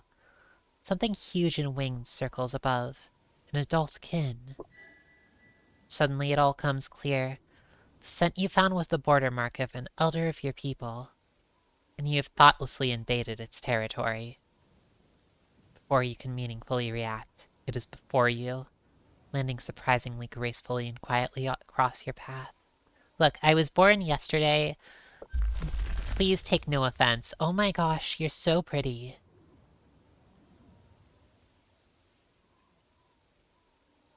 They're so pretty.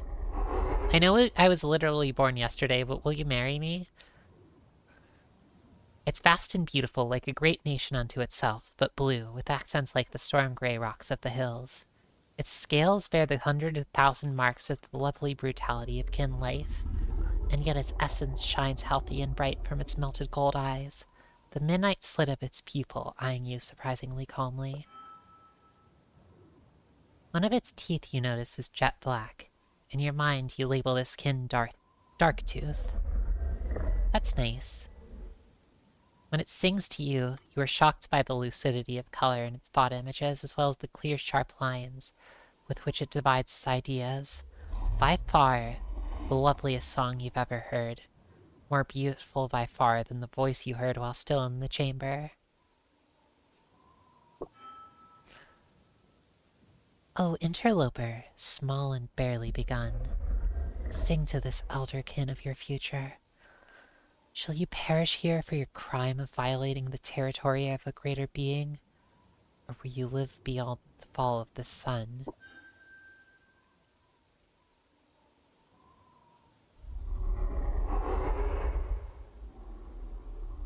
Sing a song of defiance. You will live, you sing, for you will defeat the Dark-Toothed Challenger. We're not defeating the Dark-Toothed Challenger. I really like this, they have a halo with all 4 elements, it looks like, which speaks to their experience and wisdom.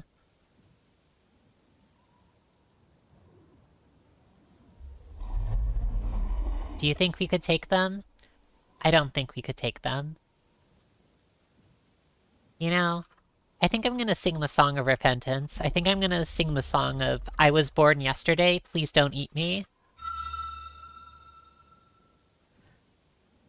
After hearing your song and watching your low-headed dance of submission, Darktooth's tail settles into a less threatening position. Humility is the beginning of wisdom. You may, perhaps, taste the morning sun's rays again. As you lie there, flattened in submission, images begin to enter your mind, a sequential song of images and concepts, and it dawns on you that you are being instructed. That's exciting. Darktooth is teaching you many things, the Song of Enunciation, in which you declare your presence in another kin's territory and request audience, the Song of Welcome, the Song of Challenge, and many other songs, which unfold from the first. Dances which communicate more complex emotions and intentions than the ones you already know, dances of respect, of warning, curiosity, uncertainty. Now barely begun, what is my intention? Do I intend to destroy you and consume your young tender flesh? Speak of my hidden mind. Great One, I cannot know your vast mind, and I will not presume to do so. Your humility is fitting, but it is for naught. Open your mind and your senses to what I have done. But I instruct a being which I was to destroy? Instruction is for those who will live to use it. Time is precious to all. Learn to listen, not only to hear. Ah, that's nice. Darktooth extends its long neck towards you, bringing its vast stone blue head so close you can feel the wind of its breath. You cannot help but tremble, but resist the urge to strike or flee. The elderkin flicks its tongue out, tasting the air around you, taking a moment to savor your scent. Its tail curls slowly as it settles back into the heather. Its head is turned to the side, looking away from you, as though it is singing to itself. As one sun sets, another rises. It is now but a spark, tiniest of flames. To survive, it must learn the great contradiction. To every virtue, there is an opposite which must be equally embraced. It must be bold yet cautious, proud yet humble, quick yet slow, fierce yet gentle.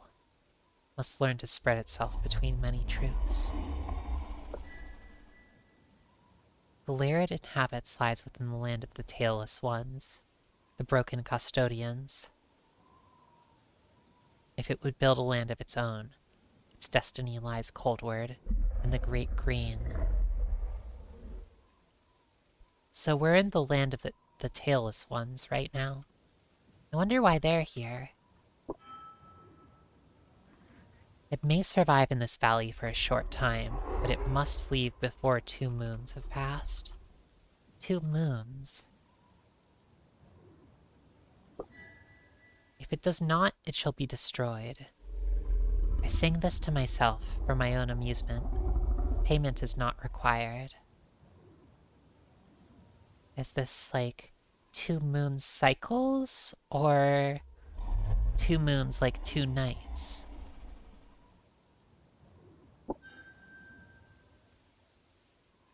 You don't have to give me any money for my awesome advice. Ask for Darktooth's help against the Tailless. How are we gonna kill these fuckers? Dark-toothed tail thumps again in quiet mirth. Indeed. Answer this question. What are the tailless? 2 moons is 2 months? Okay, cool. Thank you. That makes sense. You attempt to reply with what you know. Shadowy forms wearing too many skins, fighting with things that are not their bodies, slaying even mighty kin with their detached weapons. Darktooth's tail sweeps across the heather to curl against its opposite side. It is a small adjustment for the elder, but had you been in the path of that mighty limb, it would have knocked you senseless, or even destroyed you. A problem cannot be resolved until it is understood. If the newly hatched one attempts to battle the seed of the others now, it will find only destruction. Darktooth rises slowly onto its vast haunches and spreads its hill-covering wings. On a new sun, once again we shall stand on this plain, the newly begun in the elder, and you shall grow stronger. Do not return empty-mouthed. Nothing shall be given for nothing, and something for something.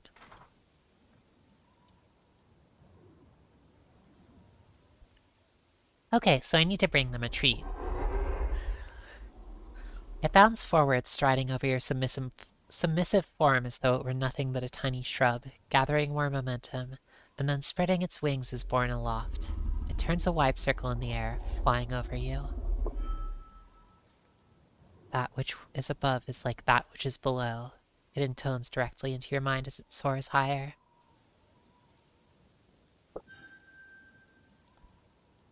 All beginnings are endings, and all endings beginnings. Remember. I can't believe we're at the end already. Well, perhaps something new will begin once we go to bed.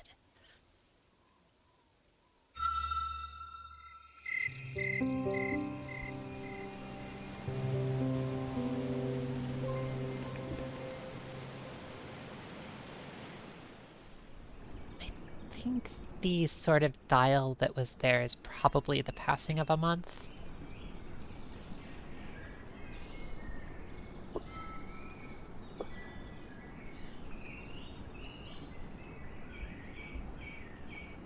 Heartbone Valley, so that's where we are.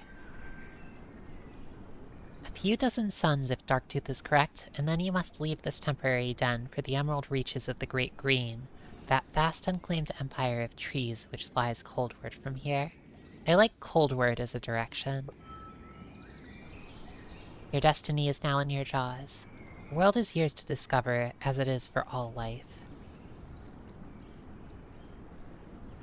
Darktooth is a wild name, like we didn't ask them at all. How rude. Actually, something I was thinking about. We don't have a name ourselves. We don't really, at least the dragon we are, we were never sort of asked what our name was. We were never asked to give ourselves a name. And nobody has asked us yet what our name is. So perhaps to a dragon, to the extent that names are even... I mean, it seems like names are a concept, but it's more just the way they think of others, rather than something that they assign to oneself. Perhaps no one being has an absolute name. Perhaps they have many names depending on their observer. Alright, I'd like to go out and explore a little bit more. This looks like a treasure, so...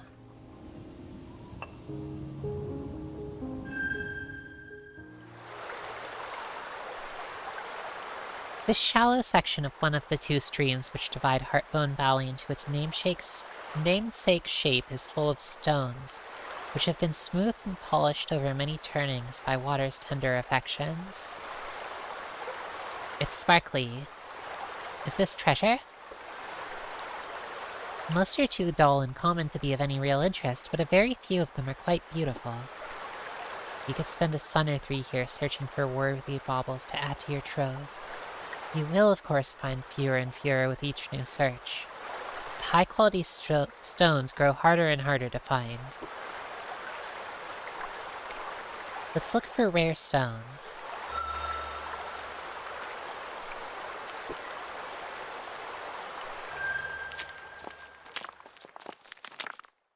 What is this?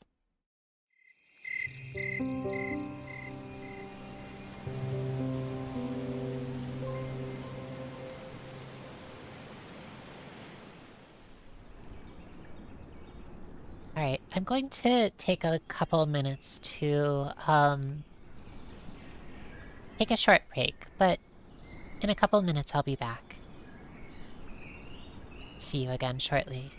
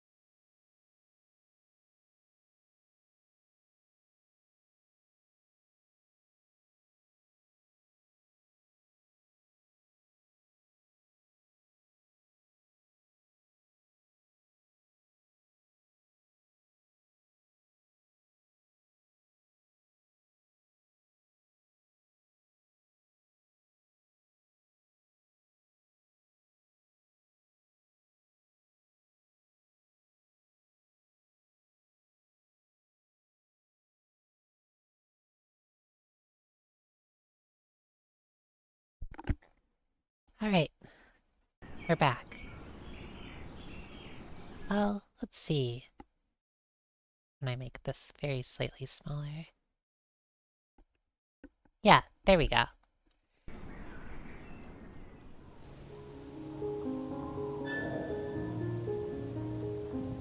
Oh great, so we actually have treasure now.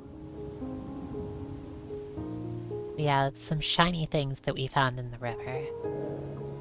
That's nice, but shiny things don't keep you fed.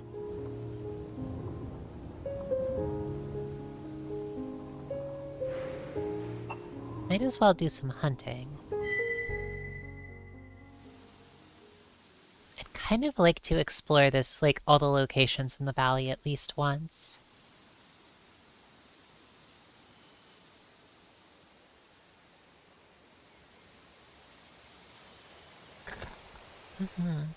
You know, I love the scent of long ear.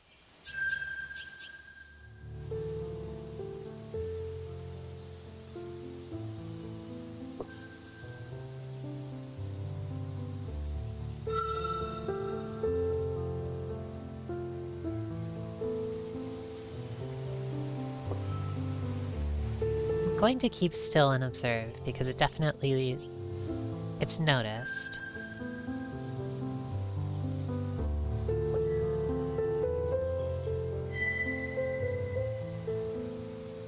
Alright.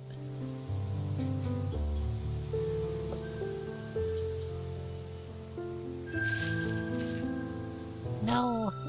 Let's chase.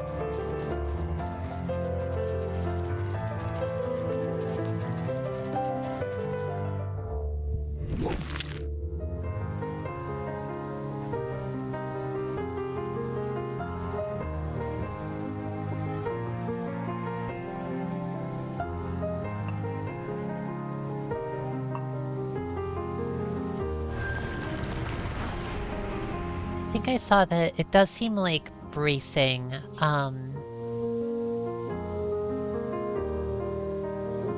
deals a little bit of, like it increases your knowledge of the creature a little bit.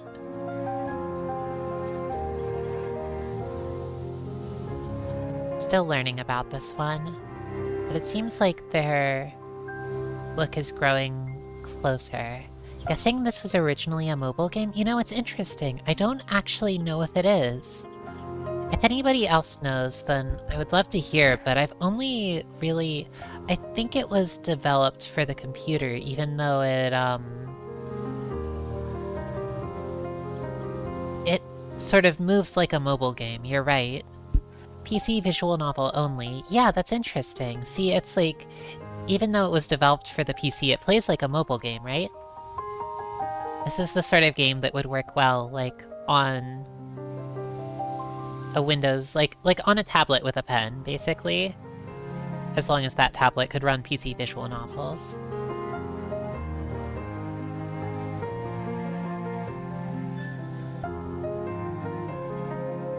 Oh, we're very hungry.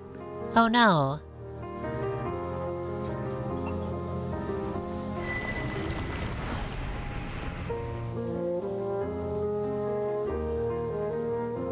Okay, so this one used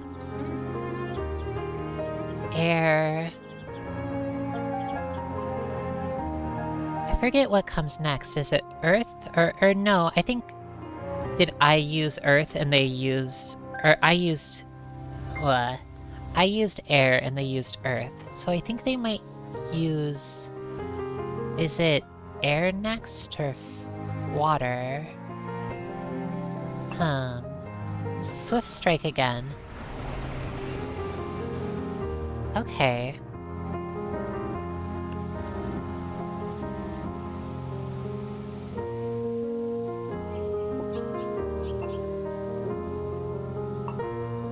Let's eat.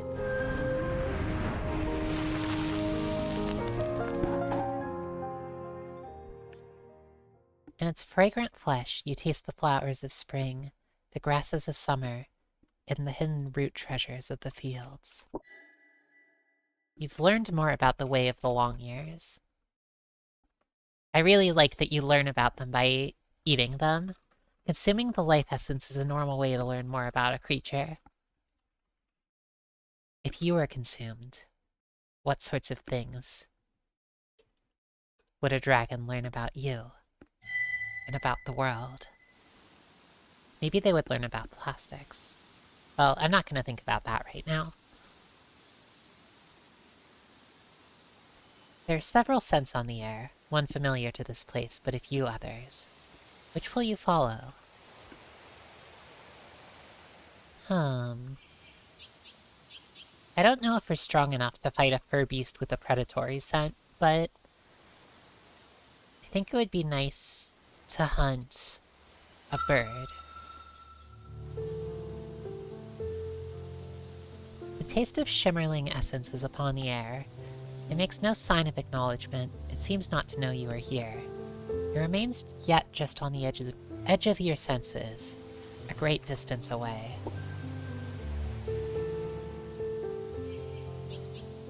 What is...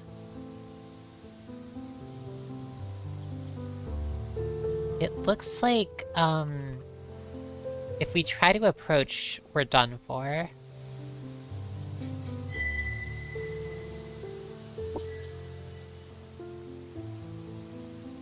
It's still too hard to approach.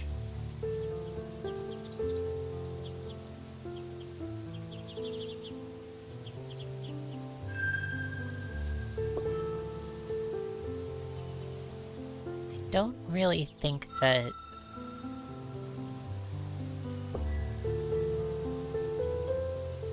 we're getting any more likely to be able to draw near at the moment. So let's strike.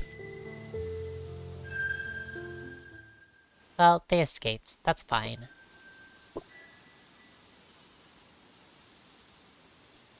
Let's eat some more long ears.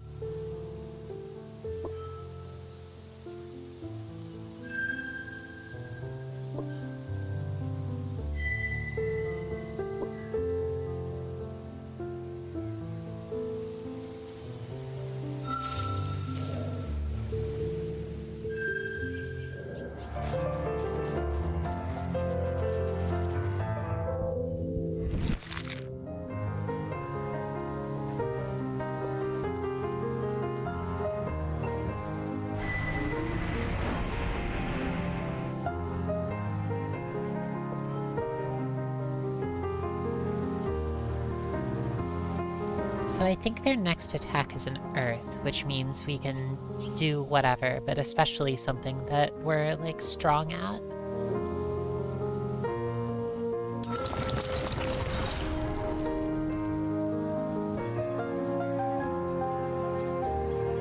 Ooh, we've taken a lot of damage. I think the next one is water, which is beat by air, I believe.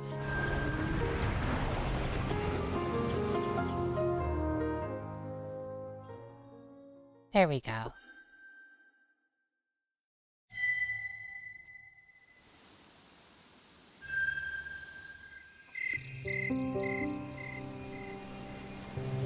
So we rest again.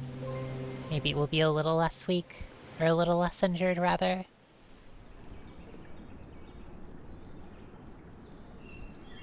Oh yeah, it looks like we're doing better.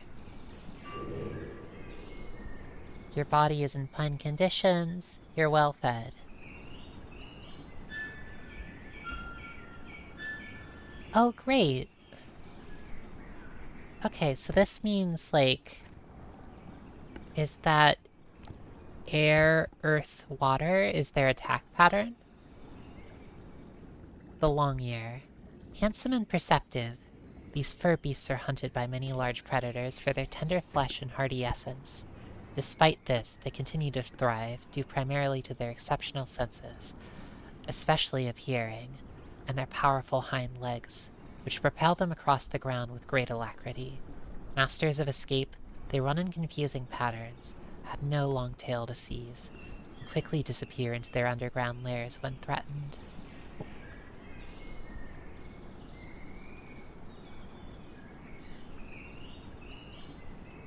Oh, this is about tree tails. These agile little stinkers befriended trees in ages past, and the friendship has been fruitful indeed. While quick enough on the ground, tree tails flow up and down tree trunks and dance on branches almost effortlessly. They also sport thick, luxurious tails, which they use both in communication and to confuse pursuers. As one would expect, they are never far from their arboreal allies, favoring woods and forests where trees are plentiful. Their flesh is slightly savory, though there is not much on their lithe bodies, especially before fall. That's nice. Oh, interesting. These are... It looks like, we've been marking the days on the den. Right here. So it's been 6 days so far. We're almost a week old.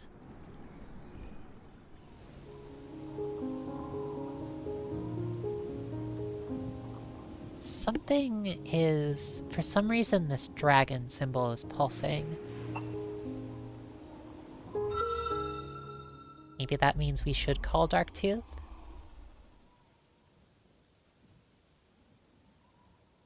Standing near one of Darktooth's scent marks, he flit out a song of annunciation, and after a short time, the Elderkin arrives.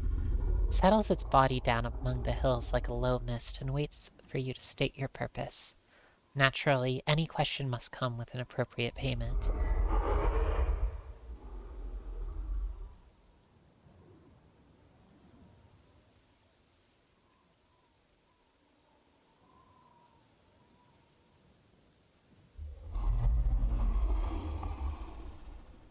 Great one. Sing to me of the kin. What are we, and why are we? Darktooth is like the first of the kin that we've found. The first other dragon that we've found who isn't dead, and isn't ourself. In the beginning, there was sun, and there was earth. In a true dance of creation, they were one. When they came apart, earth carried a burning seed within her, and in the fullness of time brought forth life. First those of tiny simple music, and then a vast symphony of bodies and minds. At last, she birthed her ultimate creation, the Dratkin, our people, living fulfillment of the power of earth and sun. True children of above and below. Of all beasts we are the crest, the crowning feathers. High and beautiful are we. Our fangs are crafted of earth's unyielding substance. Our breath glows with the power of sun.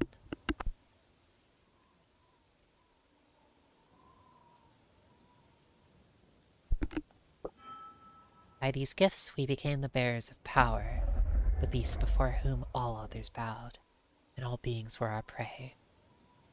That was the Golden Age, the time of dominion. Then came the Skyfall, and all fell to ruin. But that is a truth not yet for your young mind. Know only that we are the greatest of all those who embody the music of this world. What is the Skyfall, I wonder? Is it the rise of the tailless ones, or is it something like a singular event? Maybe it's something else entirely. Today, only 5 clans of the Drakkin tribe remain. Your clan, the Emerald Kin, who dwell mostly in the green. My clan, the Sapphire Kin, who make their lairs in the blue, where the spirit of water is sovereign. The Ruby Kin, who dwell in Earth's flesh, close to the secret fire within her breast. The Onyx Kin, scions of the void, whose ways are shrouded in mystery. There's a new color we haven't seen yet. And the Crystal Kin, of whom very few remain. Like all good beasts, our function is to destroy our prey, thereby purging Earth of excesses and impurities. Interesting. By following this great way and engaging in dances of destruction and creation, we become stronger and stronger, larger and larger, until we become worlds ourselves, around and within which new and marvelous things may be. Oh, that's nice. So do we inherit the legacy of Earth and Sun. This is but a shallow answer, given to one just begun. There are truths beyond this, but they cannot be trapped within sigils and signs. True enlightenment is never granted to one by another. It sleeps in the heart and is awakened by its own echo in the mind. Such is my song to a young kin.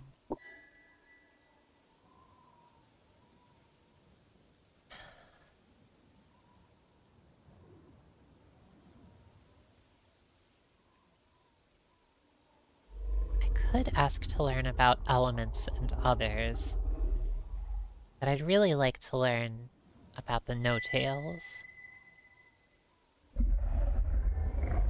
No-tails, the tailless, seed of the others, the broken custodians. What are the others?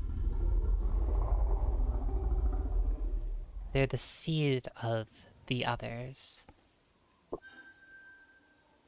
They are the bearers of many blessings and many curses. Casually, they shatter the great laws by which all beasts are bound, and many of our relations have been enslaved or destroyed, even to the last one, by them. Their music is strange, their deeds unfathomable unless their secret is known. Such a secret cannot be grasped by your incipient mind. A mere hatchling must not seek to test itself against their flying claws and stone fangs. Destruction would surely follow. In turnings to come, a young Drak may better understand their powers, and perhaps become worthy of dealing with them, for good or ill. In turnings to come, I wonder what that means. Like, is the young Drak me, or is it maybe future Drak? But this is neither the time nor place for that. A wise hatchling would leave Heartbone Valley before the no-tails discover it. A foolish one would tarry too long, losing its treasures at least, and perhaps even its existence. Only in the great green, where the tailless fear to tread, may one survive long enough to see many turnings. Such is my song to a young kin. Alright.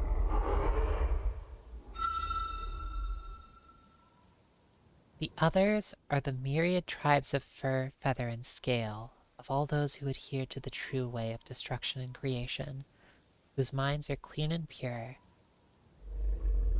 These are the good beasts, offspring of earth and sun.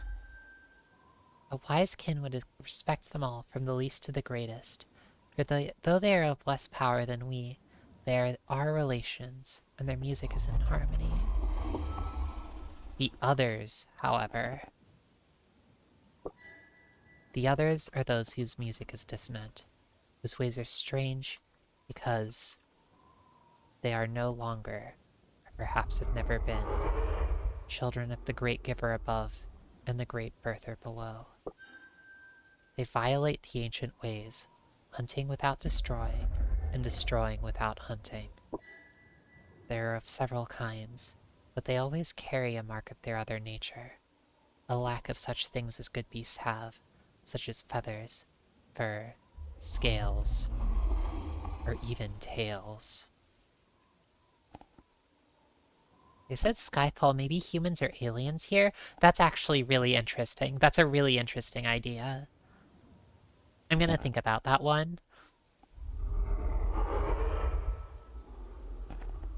But that's a very good idea, Tristy. Also, it was mentioned, the Onyx dragons who, like, hail from and, like, reside within the void. I wonder if that is, like, some tie to, like...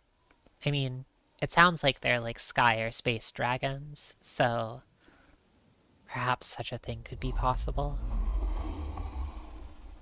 If one is unfortunate enough to encounter one, a wise drac would be cautious and never presume to know their minds or their strength. It was the others who, turnings beyond turnings ago, overthrew the dominion of the drac and ended the Golden Age. When you have shed your copper birth skin and have more feathers in your crest, perhaps you will be worthy to know of the fall, and how the others stifled the great music of our people, until but a humming whisper remained. Until such knowledge is granted, only a most foolish hatchling would dare to meddle in the affairs of the others. Such is my song to a young kin.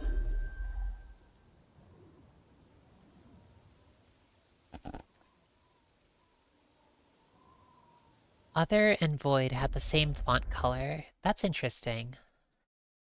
I'm curious about that, yeah. A Hollow Knight vibe? Are you thinking sort of the art style? Welcome, Larvitar. Welcome, Pune. Perhaps the sort of, like, I really like the painted style of this game. What is this little sparkly?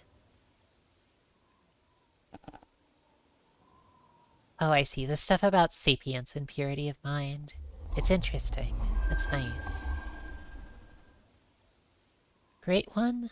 What is the greatest being in the One song? Darktooth receives your piece of treasure, and then gently intones. The stars are her scales.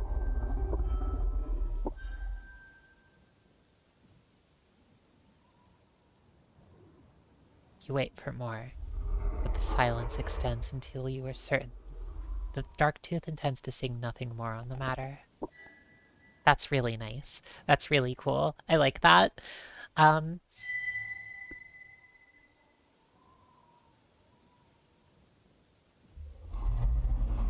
Okay, so if you find, like, a weird treasure, you can pay shiny things to learn more about them.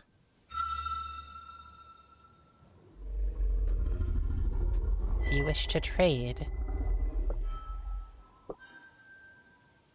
Trade. A young kin suggests trade with a being who has seen thousands of turnings, millions of suns. Oh wow, they're old. Does it imagine that it could possibly have anything worth bargaining for?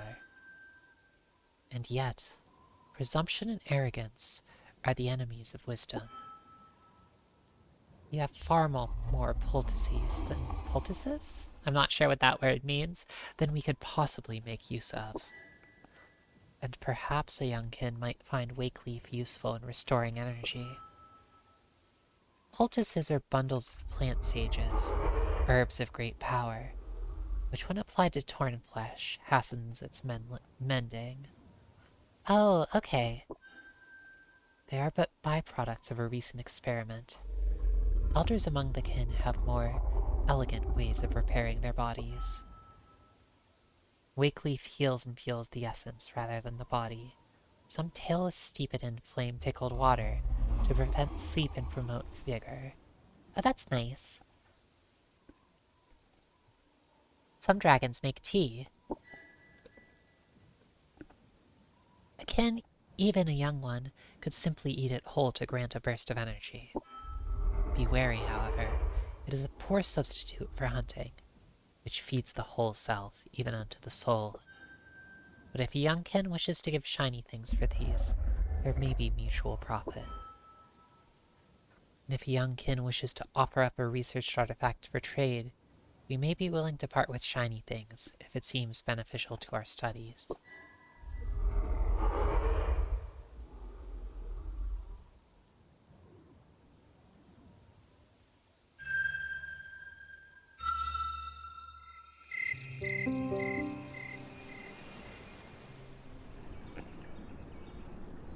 Alright, we are 1 week old. And we leveled up in air, so we've learned the art of wind reading. Which said something that I didn't get to read. Okay, so by reading the wind while hunting, we can see how long it'll take until our prey notices us.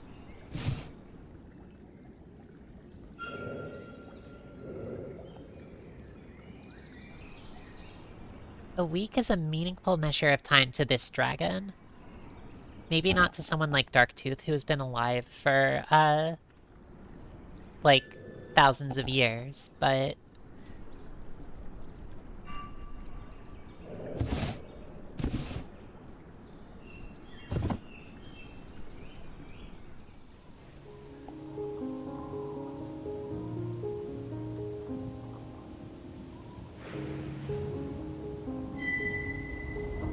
let's keep exploring.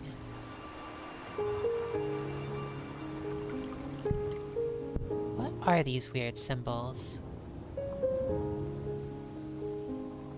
Following the coldward bank of the running water, you pass through lush meadows and tall green grasses brimming with tiny beings. Where the two rivers become one, a deep pool calls for further exploration. You've heard of swimming but have not yet tried it. Perhaps it is time.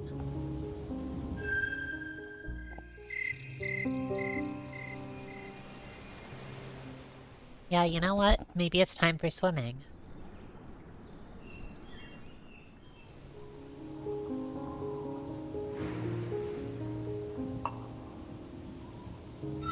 Maybe we'll level up our water? Oh my gosh, that's so cute! Where the Heartbone Valley creeks meet, they form a river. The waterway looms deeper here, and among the gray-green shadows you see the forms of water-bound prey.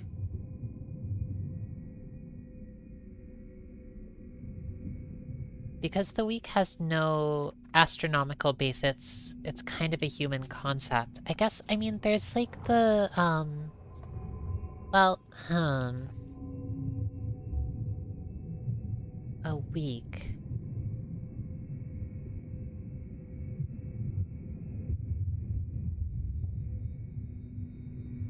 You know, how did the week originate?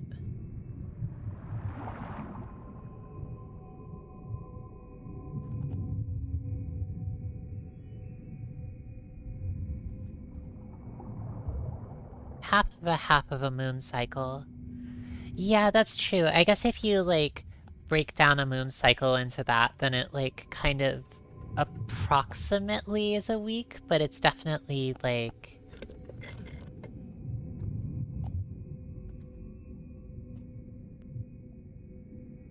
You know, I've never actually wondered, like, why a week is the length, or is defined as the length that it is. And it sounds like, at least...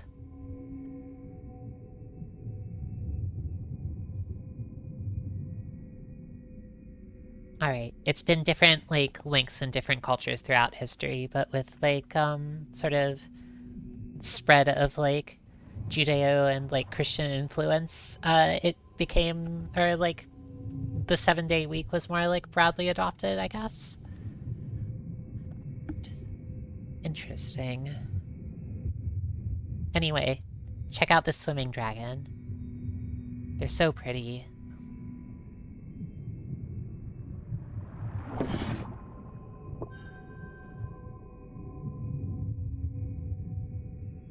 "5 days of rest to 2 days of work is a good balance?" That's right, Marielle, you got it. But humans got it backwards. Ugh. Oh no, please derail all you like. That makes it fun.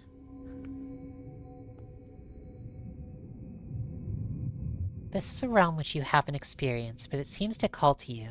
Taking a deep breath, you slide under the water.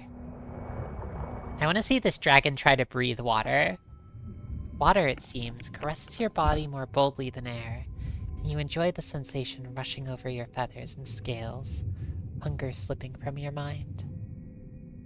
I really, really love the way that this story sort of, like, describes things that to an older being might seem, or at least a being sort of touched by humanity might seem mundane, you know? Water caresses your body more boldly than air is a nice way of describing it. Yes, by the way, we do have feathers. We have scales and feathers. You're fascinated by the watery essence of the scaly swimmers you meet, although they swim away from you quickly, humbly. Just as you are beginning to master moving in this new landscape, you suddenly stop short. There is something in the water before you. To other beings it might seem no more than a shimmer, but your drac eyes, open to heat and essence as well as light, it is far more. Is this an otter? No, it's something else entirely. Your core writhes briefly, excitedly, as you realize you've encountered a water spirit, a pure avatar of the sacred element. Its mind song prods gently at you, and you open yourself to it. No drac would be so rude as to deny a messenger of one of the Great Four at least an audience. O new begun hatchling of sun and earth, hear now my testing song? Testing song. I like this ghost otter a lot. I ran down a sunlit slope, singing gently as I went. A great stone rose up before me. What did I do? You probably went around it, didn't you? Indeed, I went around it, for I am water, and the secret is known to me. Nothing exists around which a way may not be found. Look always for the curving path, the other way. If one's heart is pure and clear, one can dance around all things, as one finds the flow of the word, and obstacles become adventures. Let us play, let us sing together again. The water spirit loops about itself in an expression of joy, dispersing its essence slowly outward until it has become the whole waterway once again. You need to breathe, so you rise to the surface, but before you do, you manage to catch a rain scale. A savory water-bound scale beast in your jaws. Oh, that's nice. That is 2 satisfying meals you've had today, though only one was for your body. The otter way.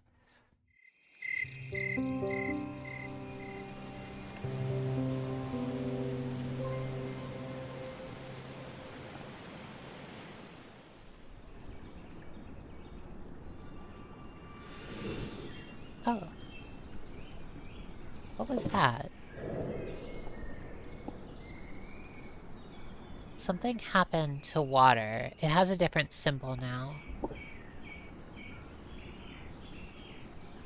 Climb. So we've learned how to climb. To climb trees and pursue other good beasts that do the same.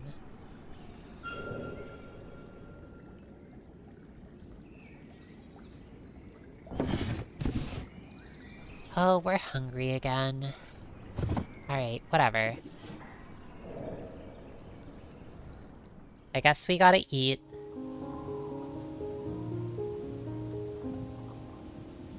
I'd really like to get some more treasure, but...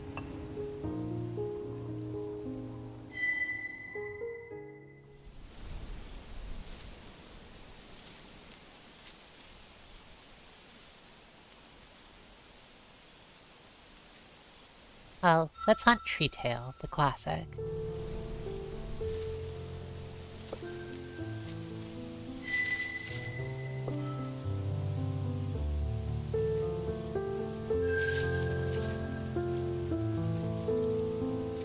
This little stinker hasn't even noticed.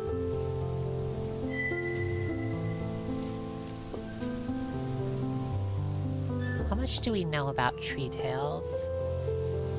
We know a little bit more, but it seems like their image is still a little bit fuzzy.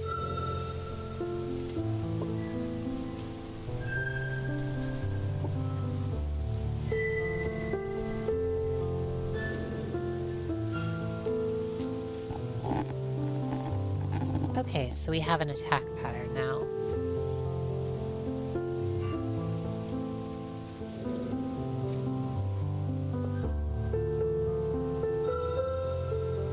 Oh, it noticed.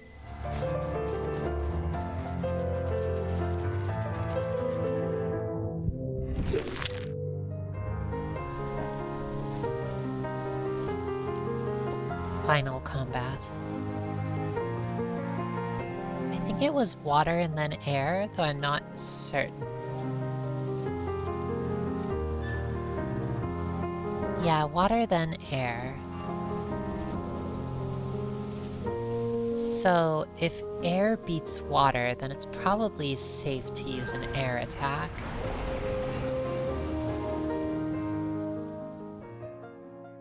Nuts and seeds build pleasantly salty flesh. Tiny but tasty morsel. Tree tails taste good.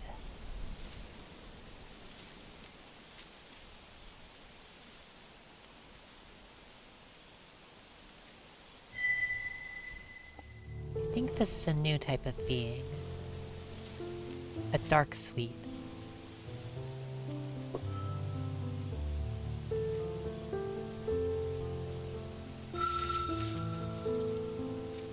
Who are you? It's a little hard to see with this branch. Oh! They noticed.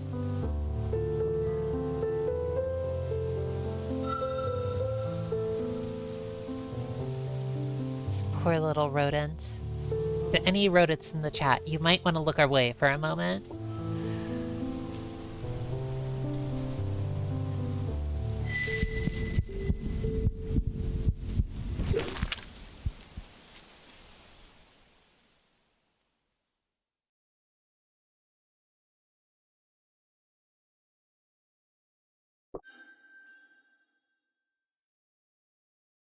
A dark sweet. If the most precious treasures which rest deep within earth were turned to flesh, that flesh might be compared with the velvety tender meat of a dark sweet, laced with ruby essence which smacks of rising moons and summer evenings freshly remembered. It is almost, but not quite, a treasure.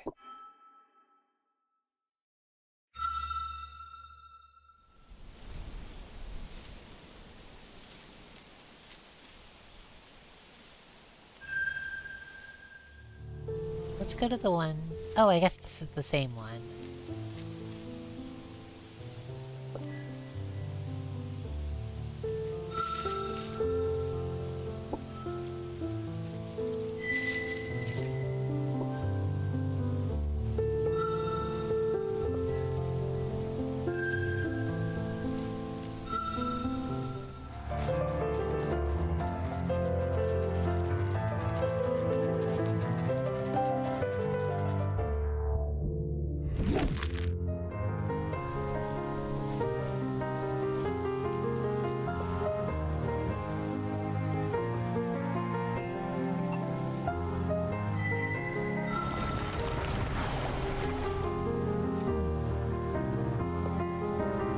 water attack. So it uses water twice in a row. Okay. We're a lot less hungry now. It looks like we're mostly fed. We are the people of the thousand vertical worlds. Our claws sink into tree skin. With love we embrace them. Homes are protectors, our seed-giving benefactors. We are the children of those who are eloquent in their silence. Bridges between infinity below and infinity above. In their arms, across their light fingers, we dance. This is their way, the good way of the tree tails. Okay, you know what? Actually, maybe those tree tails are onto something. Maybe I shouldn't have judged them so harshly just because they keep stealing my nuts.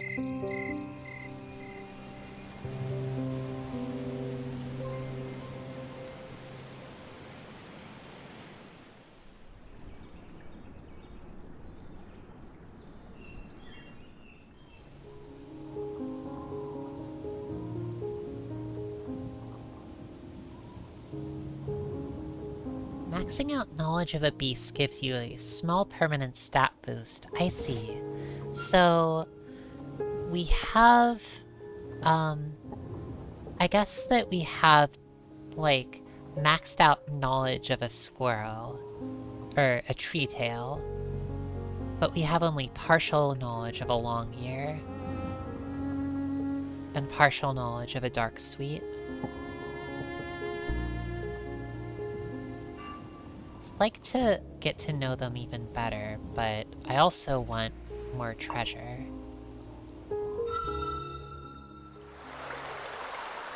Every playthrough? Oh, interesting. So you can... I actually think I remember reading that this game was kind of like a roguelike, so it is possible to die, and then you actually have to sort of start over as a newborn again.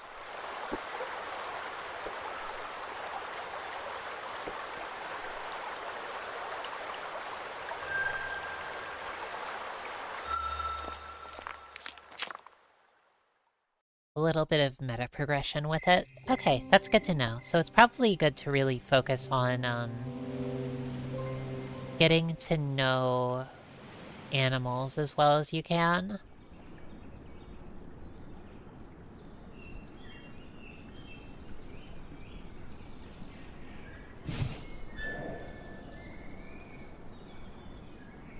No randomization like in a roguelike? That's good to know.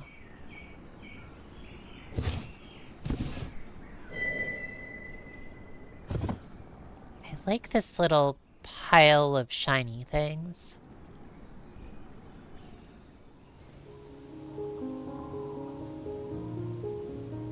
I could talk to Darktooth and ask about the elements, but I'd like to keep exploring, just because...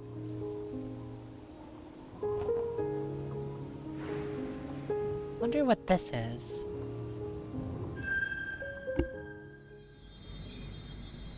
Wow! Oh, this is beautiful. Crawling outside your den in the cool evening to relieve yourself, you bear witness to 1,000 diminutive miracles. It's a fairy! Check it.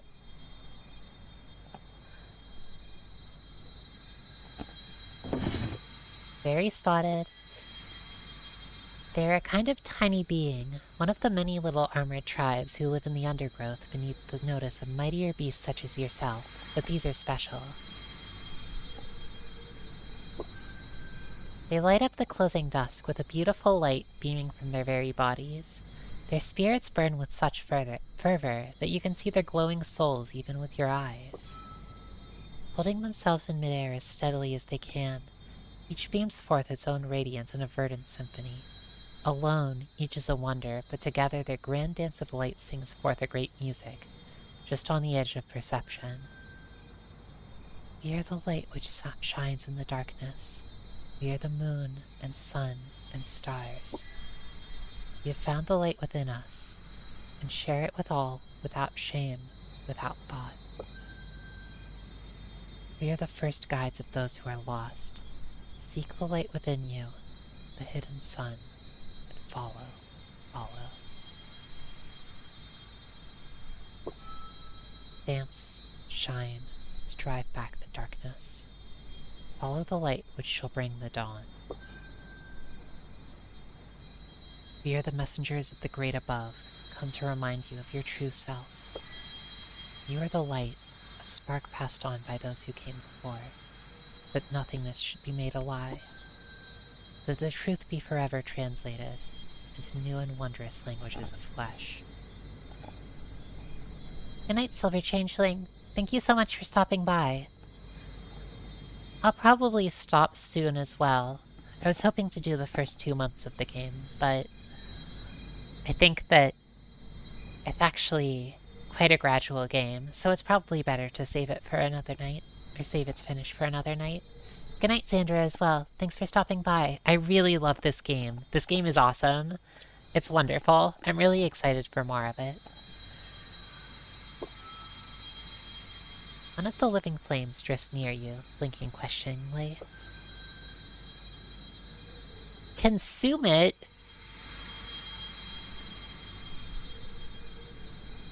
Capture several of their kind and bring them back to your lair? How devious.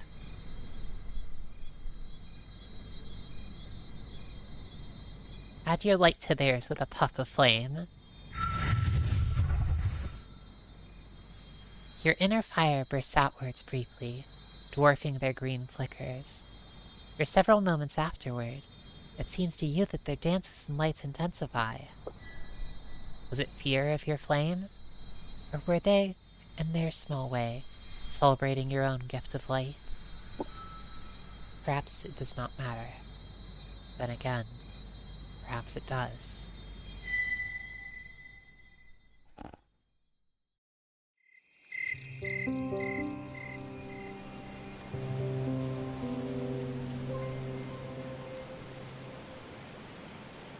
Hey, hey.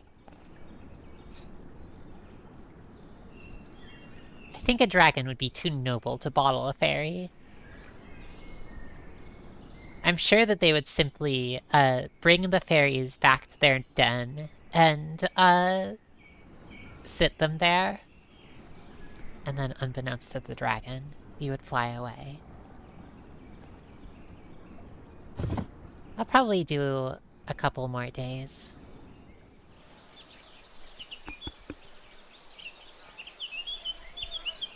Good fortune shines upon you this day. Nearby you find the silent form of an infant woodstrider. It's unclear what destroyed it. It has no wounds upon its tender, juicy body, but its spirit is gone, its rhythm quieted forever. With neither chase nor dance of destruction, you found yourself a tasty meal. I don't know about this. This looks a little bit like a lesson for a young dragon.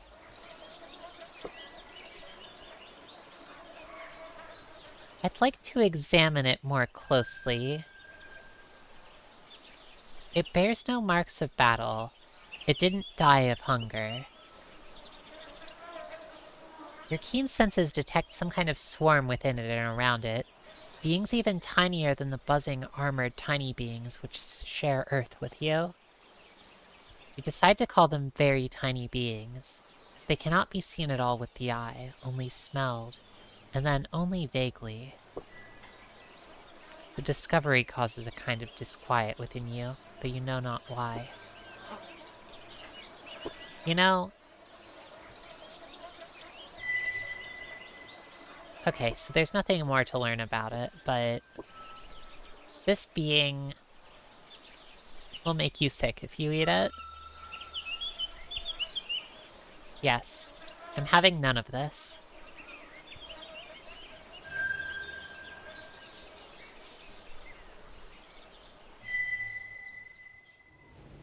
The very tiny beings. They might be small. They might be very tiny. But watch out.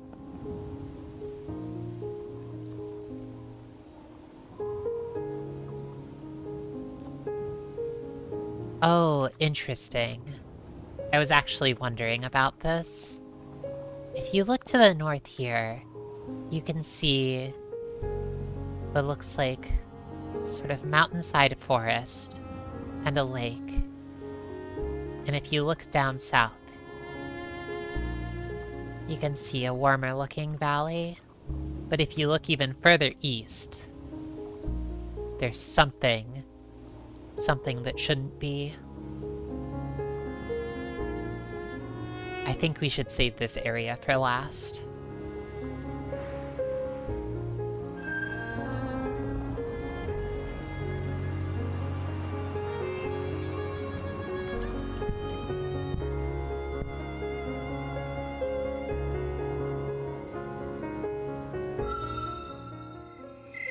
Interesting.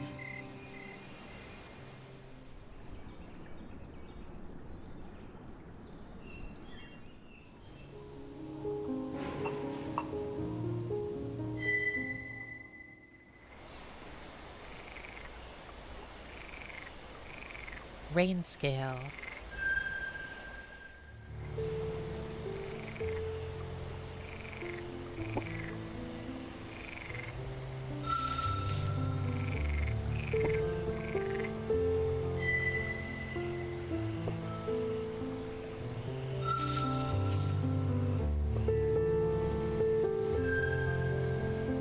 Oh, they got away quickly. No, I want to eat a rain scale.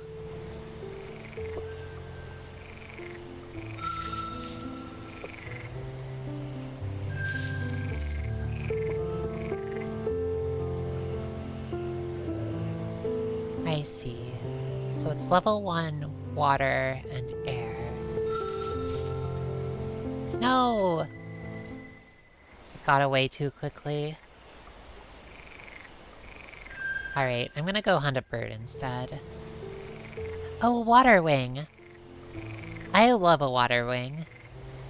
A watering foraging for food, following the way of its people.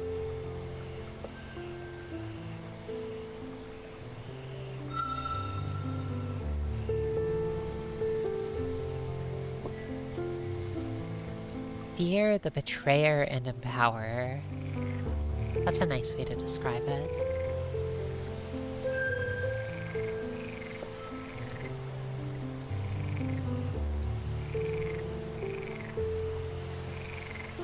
Ooh. It looks like... Actually, it looks as though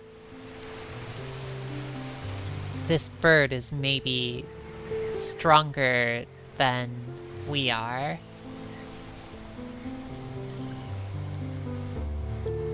Let's attack. Oh, come on. No eating. We went hunting but got nothing. Your beautiful body has come under attack by countless very tiny beings. No!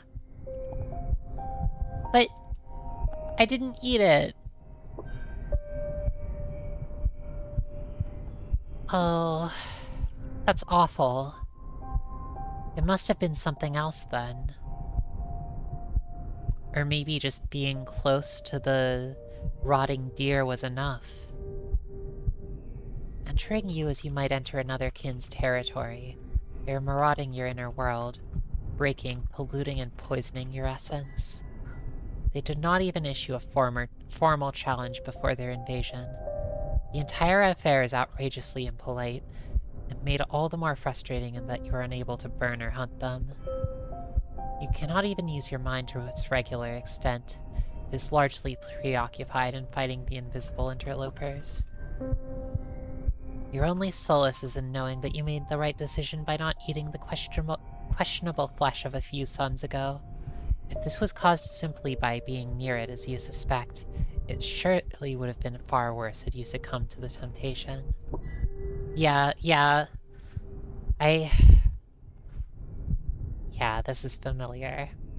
I don't like being invaded by the very tiny beings.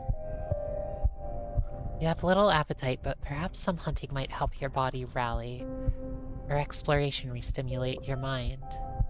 Your core is telling you to stay in your den and not move, but the no-tails continuously draw closer to discovering you, not to mention the fact that you feel restless and irritable. Darktooth may be able to provide advice, but the trek to its territory will be laborious, and its assistance is of course never free. Let's do absolutely nothing.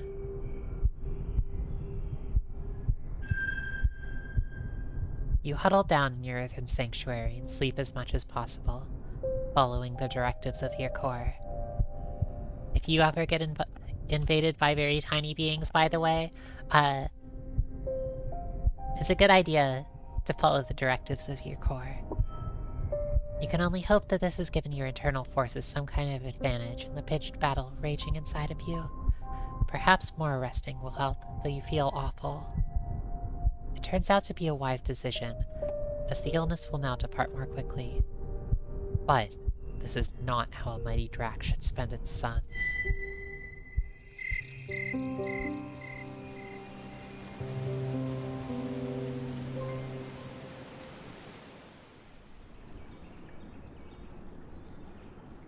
Okay, well we're not sick anymore, so...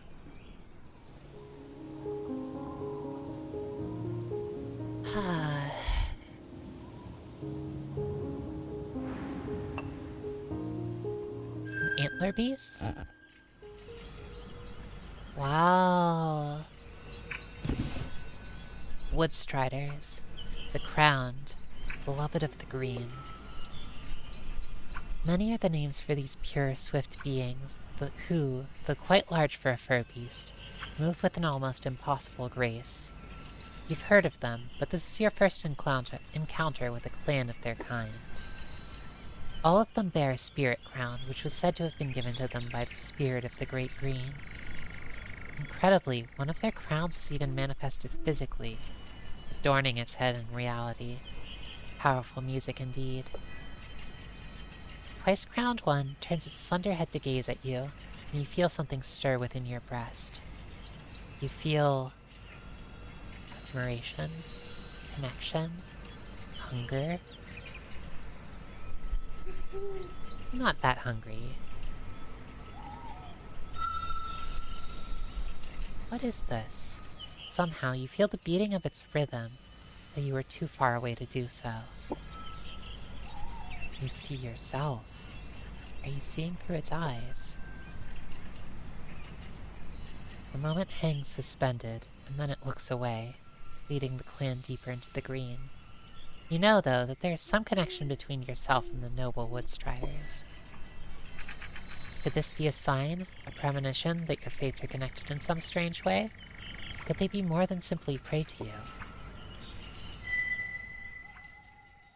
That's nice.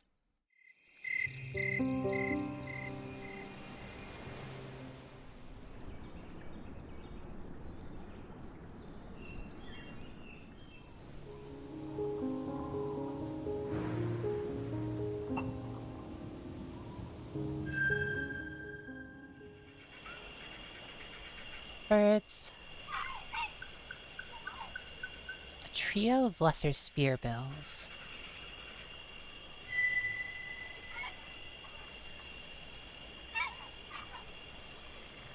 I like their water crowns. You begin to catch shards of their conversation. And so we must proceed with the assumption that all things can be understood, given time and observation. The core elements of reality, earth, air, water, fire, are predictable and finite, and all things proceed from their motion. It cannot be denied that there is such a thing as expert knowledge, and that such knowledge has both value and merit. Thus it is that the wisest of beings gather information. Disagreement, says another, slanting its head slightly to the left. The true nature of objects is clearly unknowable. The desires of the observer, as well as the limitations of its senses, ensure that no matter how much information is collected, the true nature of external creatures or even objects remains forever out of reach. The wisest observer attempts to understand themselves. By having a greater control over their own cognition, can get closer to the truth than those who remain ignorant of their own psychology. The mark of wisdom is not information, but self-knowledge.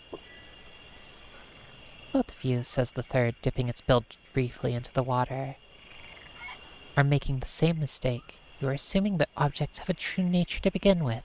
The one song is empty of all meaning and even substance. It is not that the truth is hidden by the senses, but that it never existed to begin with. It is but a vain hope of limited beings. A wise being does not seek to accumulate a wealth of information, nor even to understand themselves, for none of these things can be said to matter, or even exist. The one song is empty, and a truly wise being knows only one thing, that they know nothing, and abandoning all need for understanding, simply lives, free from all judgment. That sounds hard. You've learned more about the way of the lesser spearbills. The wisdom of the Drac is renowned. Let us ask the one hiding ineffectually nearby. One suggests, and with subtle emotions of their head, they turn their eyes and ears to you.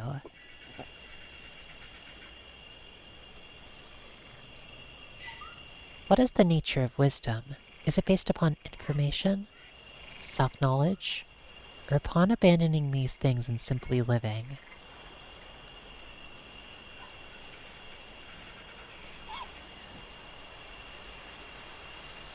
Where's the one that's like, wisdom is when you decide to eat the birds? Oh, okay. Well, it says it's red, so, I will fail if I try to do this. I won't do it. It would be funny, though.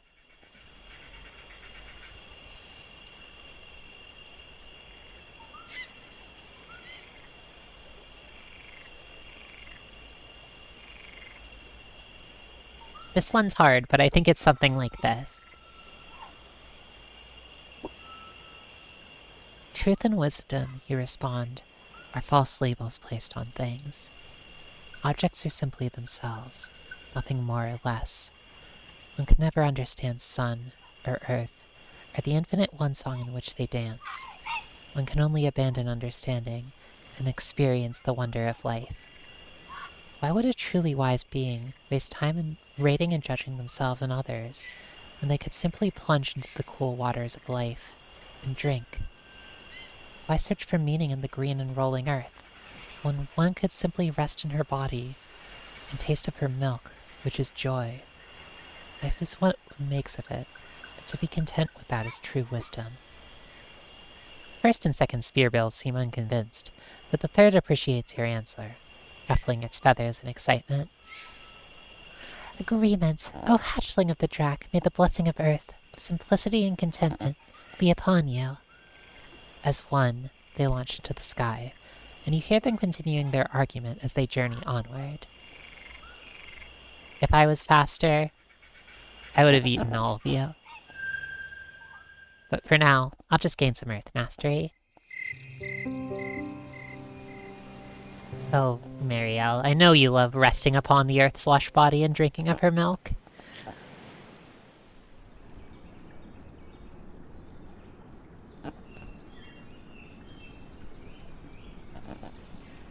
Alright, I think that's a good stopping point. Let's do some... It's been like, this dragon has been going at it for about, like, 2.5 weeks now. And has explored quite a bit of the world at this point. I guess we could unlock this little area over here.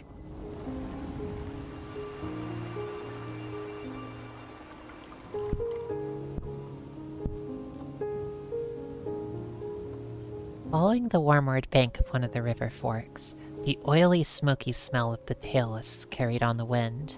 You're drawing near to one of their hives. It's a dangerous land, but a bold Drac might learn something of their mysterious ways, or steal food or even treasure from them. Maybe another day. I'm sure we'll learn to deal with those tailless soon enough, but we need to get stronger first. Perhaps that can wait until next week.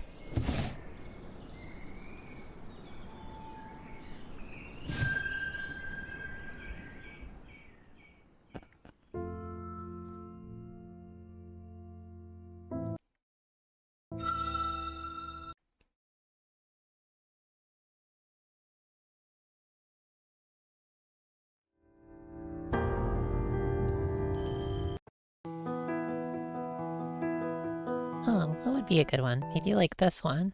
Yeah, there we go. Getting to hear you narrate this? Okay, good, I'm glad. I'm really glad that the narration has been nice. I know it takes a lot longer to play through the game while narrating all of it, but the narrating makes it nice, right? I have a lot of fun with this sort of thing.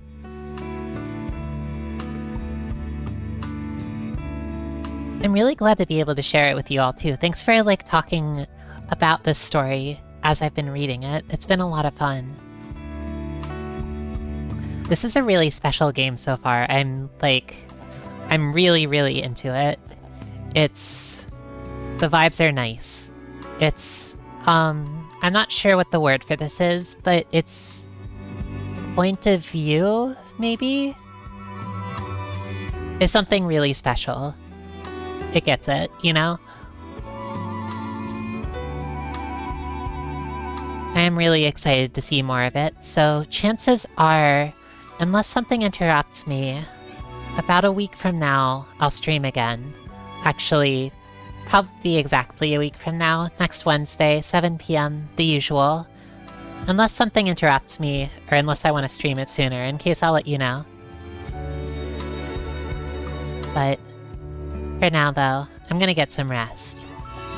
Even though it looks really bright out here, it's actually pretty dark, so I'll be going to bed, but thank you all again for stopping by and sharing Golden Treasure, the Great Green with me.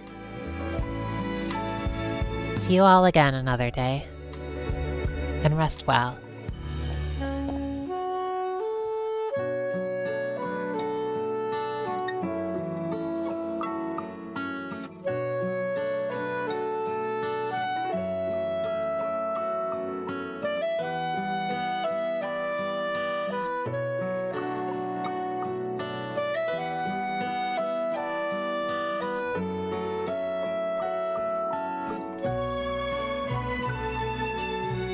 If anyone wants to stick around and watch something, then I'll send you over to GertDX, who is playing Zero Ranger. Oh yeah, there we go.